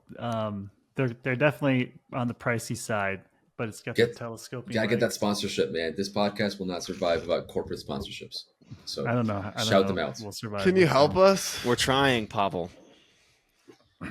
But No, Can I we cannot get? help Can you. we It's get? still Can we Pavel. get your university? Could they Definitely not. sponsor us? The endowment. Definitely. No, the endowment will not be sponsoring this podcast. Sorry. Definitely not. All right, should we do a finer thing? I don't know. Fuck it. Wait, what do you guys think about your pool? Because I'm sure whatever you think is wrong, and I want to hear it. I want to correct you. So what do you think? I think it's. Wait. When you say you guys, you're talking to Kins, right? Yeah, Kins, what do you think about All your right. pool? Yeah, because I'm sure this is different. Yeah, I'm sure one is actually more thoughtful than the other. So Kins, let's start What with you. do I think about our pool? I think You it's get the. slammed. That's Slam, possible. slam. That's definitely possible. I think it's the. I do think it is the most stacked pool. You've given a compelling argument for yours, and I do think RDU is the best 4 seed, By and far. so By By far. and so if your sockeye thoughts are true, then you give a compelling take. But so okay, it's either way, regardless of that, it's definitely a tough pool, which I actually think is very useful at nationals because I think you want to be tested as much as you can agree. as early as you can because I don't think the amount of energy you save by maybe playing a worse team but still having to run around and go through the motions is more valuable than playing a difficult game against a good team and learning from that and bringing that into all the next games. So from that perspective, I am excited. I think Chain and Rhino are both really interesting teams because they're super talented and are prone to sometimes playing a little loose. And I think that's what's interesting about them is that they have a lot of Crazy talent, high as much as ceilings. crazy high ceilings, but Yeah. struggle with the consistency side of it more than maybe some of the trucks. Yeah. That's the thing is we could have the best pool or we could have the worst pool easily. Like Rhino could be the best team at the tournament. Or Definitely. they could Definitely just could be It's actually it's like one of those things too where it's like sometimes is it like going to be helpful for me to watch film or not, because I go to watch some Rhino games and I'd rather like build up this image in my head of how good they could be rather than watch like their finals against Truck or their quarters or semis against Canada and be like see some of the stuff that they actually do. Like it's better for me watch to film. Just watch the film. Man. I don't know. But do you see what I'm saying, Pawel? Like, no, that's a stupid take. So you said 95% of what you said was very surprisingly accurate and very good. I was very proud of you. And then you just said this bullshit. You just said that, and I was like, everything just went out the window. Pawel, I'm curious. So? Idiot. I'm curious. You have to watch film. Watch film. On that. So when you watch film as an offensive player, well, TBD, I guess, right? As an offensive player, like. Historically, like what are you watching film for? Because like personally, when I watch film of like other teams, like I don't really watch that much film of other teams personally because I just play offense and I usually know who I'm going to get, and I just want to play. I don't want to have to worry about anything like that. So I'm curious what you're watching. So you're a bad teammate. I think what I have gotten out of this conversation, of this podcast, is that Quinn Finer is a bad teammate. Tell me why. Because your ass is on the sideline where the defense is playing, and you have to tell the defense what's going on, not the other way around. So you have to watch film. You have to watch film of their offense and of the whole film, so you know what to expect, so you can help your guys on the field. Who cares? But why don't your own matchup? Hang on. I think the value that I can provide from the sideline is not telling them what's going on schematically.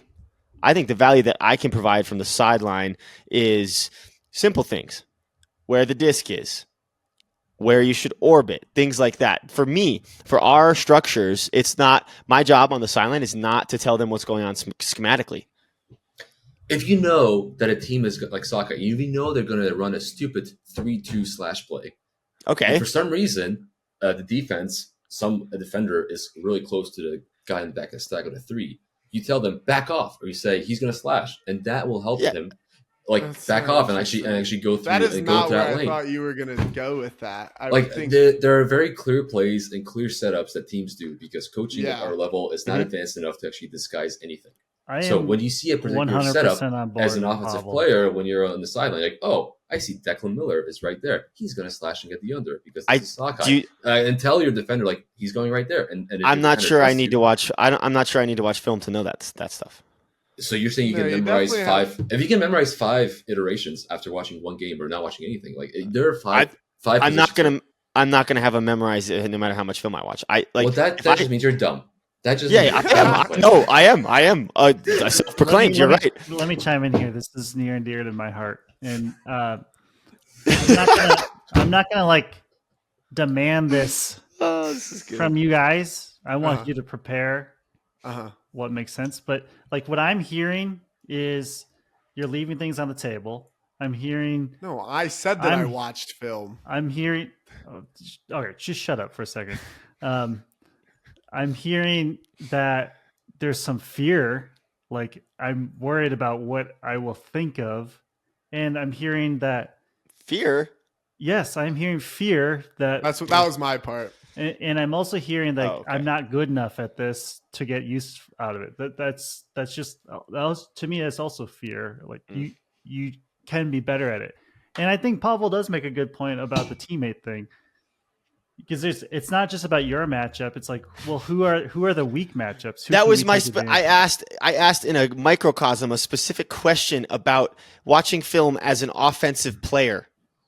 But even going back to that, even for your own sake, let's say you're super selfish and you're like, okay, me. You don't think that watching film when you're a defender gives you an edge in any sort of way? I know exactly what people are going to play me, and I know exactly, and then I can prepare at practice about exactly how they're going to play me. And not only that, I can tell my leadership, be like, this is the way they're going to play me. They don't give a shit about me. They're going to poach off halfway. Like DiG is not going to mark me. Like, let's figure out a way to get these poaches out of the way of the middle of the field and let me get involved and get a disc somewhere where it's advantageous for us. Like, that's something that I noticed. And this is something that I can do. Asked the question. This is the content I was trying to get out. That is the reason that I asked the question for that content. That's interesting. I don't think of seeing how a defender. I find it difficult to watch a defender and be like, they're going to be doing this, because I imagine it changes somewhat based on who they're guarding. I think of more like when I watch the teams, I'm like, okay, who's doing stuff on the turn? Potentially like what they're you don't think that? No? That's obvious. That you can get within 2 minutes of film review. So if you're a smart O line and you're switching your matchups on the turn as any O line should do, you have that within 2 minutes of film. That is like guaranteed. That's like base level. Again, this is the dirt level of film review. It's like, okay, on the turn, these are our matchups. We're going to switch our matchups to have these matchups because we like our defenders on the O line against these guys who are going to run the show. Whatever. There's so many different levels of then scouting for your own purpose that happen before you actually turn the disc over as an O line player. And so in my think, humble opinion. Yeah. So you think it's how they're going to be guarding you and other people, right? It's like a system. Like you can figure out not just from the other games that they've played against you, but other teams. Like Machine and Pony are kind of similar teams where we're trying to build like huge spaces for our dominant cutters and trying to out athlete you in the downfield space. Like that's not a. I'm not spoiling the secret. This is what we're going to do, right? So you can see how teams play Pony to get an idea of how teams are going to play you. Because teams, this is an analogy. We're human beings. We're trying to get things we've seen something somewhere, and we're going to apply it to the current situation. So we can kind of predict what our teams are going to do to us, and then counteract that. This is what strategy is. This is what coaching is. And some teams that are good at it will do it well, and some teams like you guys will not do it well. And I'm so happy that you guys will. And so that Mike here is like, you guys are idiots because I. Well, here's the thing: is let me talk about like the way like I'm not a cerebral player, which is another way of saying Pawel saying that I'm dumb, and that's I'm not a cerebral player. So when I think too much, I'm not playing at my best. I go out there, I know what I have to do, and I'm going to do it regardless of who's fucking guarding me. I think that is so pretentious. That is so arrogant. There's a risk. Maybe. I think maybe it is. Yeah, we're gonna put Don on your ass. We're gonna put some of our please. And then we'll see if you can do what you want to do. Because we're gonna scout your ass. Let me jump in again. I have to just I would love to tell make you a handler. Give us a disc. Man, this is just bringing back so many memories over the years of. Thank God. I'm not doing it this year. I do think there is something to be said that you don't want to get in your own head, and you don't want to overanalyze things by watching too much so like maybe there's like a healthy level of fear, and I think you can argue both sides or trade-offs, but I do think you should still go into games and preparation with the mindset of like, what can I glean? What can I get out of this to give me a competitive advantage? Sure. For sure. And I think that the way you watch film versus Quinn, Kins, Pawel, myself, other coaches on Bravo or other coaches in general can watch film with a slightly different lens. And I think that's helpful. One of the things about coaching is I have to figure out, how do I put you guys in the best position to succeed? And if I have to balance, right, your personalities, your emotions, what you're physically able to do, and how you handle things, right? Like, yeah. Well, that's what was. Yeah, go ahead. Well, I was just like, when the last thing Pawel was talking about, you finished talking about like, it was more of like a coaching lens of watching film, like trying to. Why do you delegate this to only your coach? If there are 20 other people on your sideline, why do you think that the one voice that should be telling people helpful information or guidance or whatever it is that you want to communicate from the sideline should be that one person? Like, why do you have the coach do all that? Like, that is just like saying, I'm too good for doing this, or it's a very player-centric thing. I honestly have never, I've never thought about it from the lens of like yelling at the D line, but I'm also I like to like, when I'm not on the field, I like to like go sit in the tent and like drink a little water and like snack. I'm not like a big like standing on the sideline yelling type guy. I find I need my. All I'm saying is that this game is a game of inches. This game literally is like a foot on the line is an out call, sort of at the highest level, right? Yeah. Like once your quarters or bracket play, like one thing that you do from the sideline can change the game because you got that one break because you told that one person to take 3 steps backwards, and then they did not get roasted deep, and someone had to complete 3 more passes. Totally. I mean, like there's a chain that's of a events, perspective the butterfly for effect sure. that happens. It's not perspective. Right. It's true. No, because you could say that the amount of energy you're saving by not yelling your ass off on the sideline and like going into and getting like some electrolytes and that energy that I can then apply onto the field. Like, well, there's different.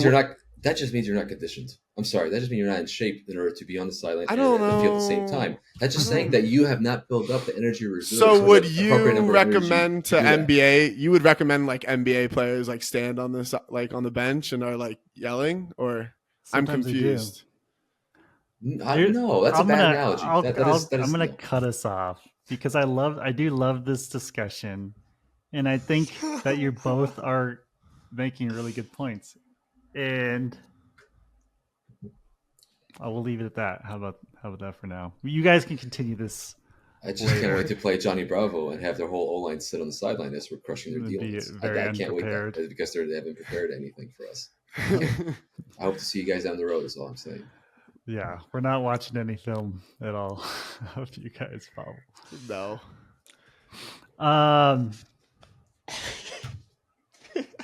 Should we try to do a final thing with Pop?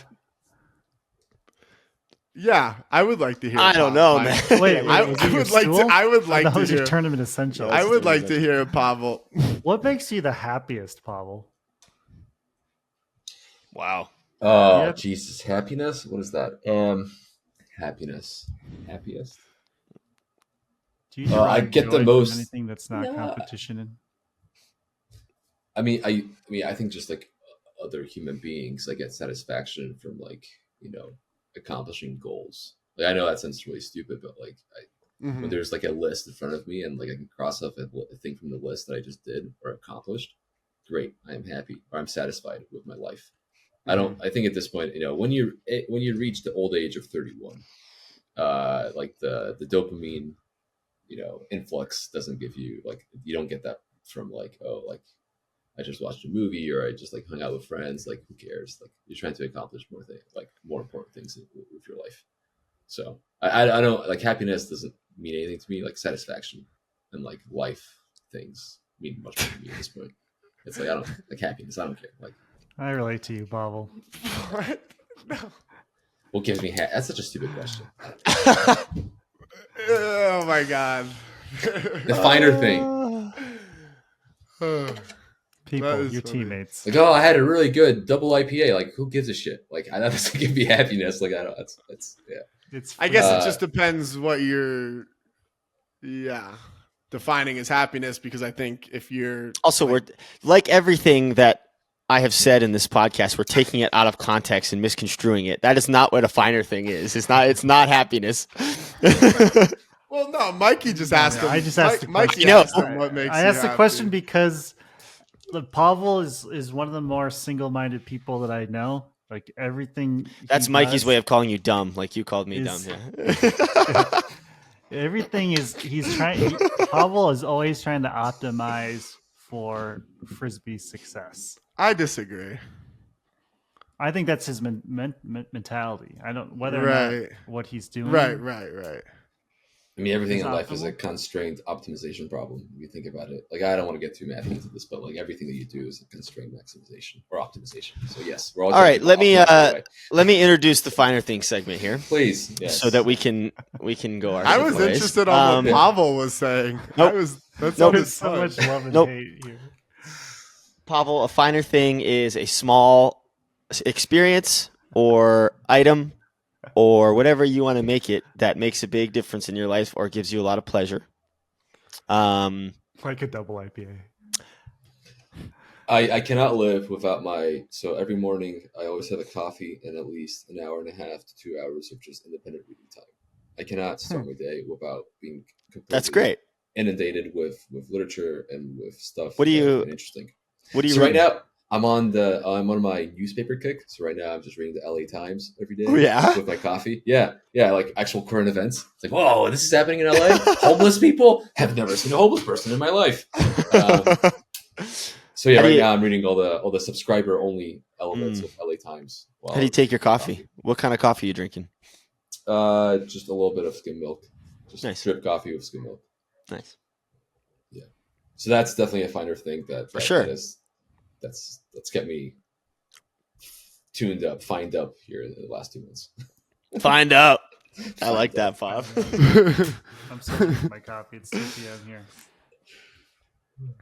All right, that was That was the I best. got for one lack of a bubble. better word. That was I wish I'm mad that Mikey cut us off. I was ready to do like a full on pod. I know. no But you guys were making the same point over and over. Yes, and yelling at each other. Pawel, are you on the board? The USAU of course I board? am. Yeah, Of course the he USA is. board. So, Yes, so yes. you were part of the hire of is Kevin? Is The it? people, okay, can I get on my stool here for a second? Yeah. People Yeah, get don't on your high understand- horse. Stool. I'm gonna get on a high horse Sorry, here. I walked. So there was a committee within the board that like met every, and I wasn't part of it, but I knew that they were meeting every week for like multiple hours a week since July to get this hire. Like the amount of work that went in at the board level to get Kevin on board of USA Ultimate was just like tremendous. And people Mhm. will not appreciate this. People will not know this. But the amount of work that actually went in for that Are group of people upset? No, they're not upset. It's just like it's very, very hard and complicated to hire a CEO of a national governing body of any sport. And like the fact that we got a very qualified candidate, like someone who I'm super excited for, is it's sort of remarkable.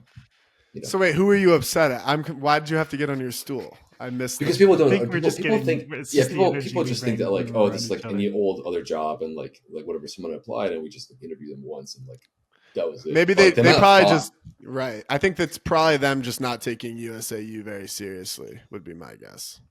I had this issue. I was actually brainstorming, or I was thinking deeply, cerebrally, as I am, as I often do, about like these things. Like people on social media and on Reddit or whatever, like post this stupid shit like Mhm. throughout. And I was thinking, like, what is my responsibility as a board member to educate these dumb people?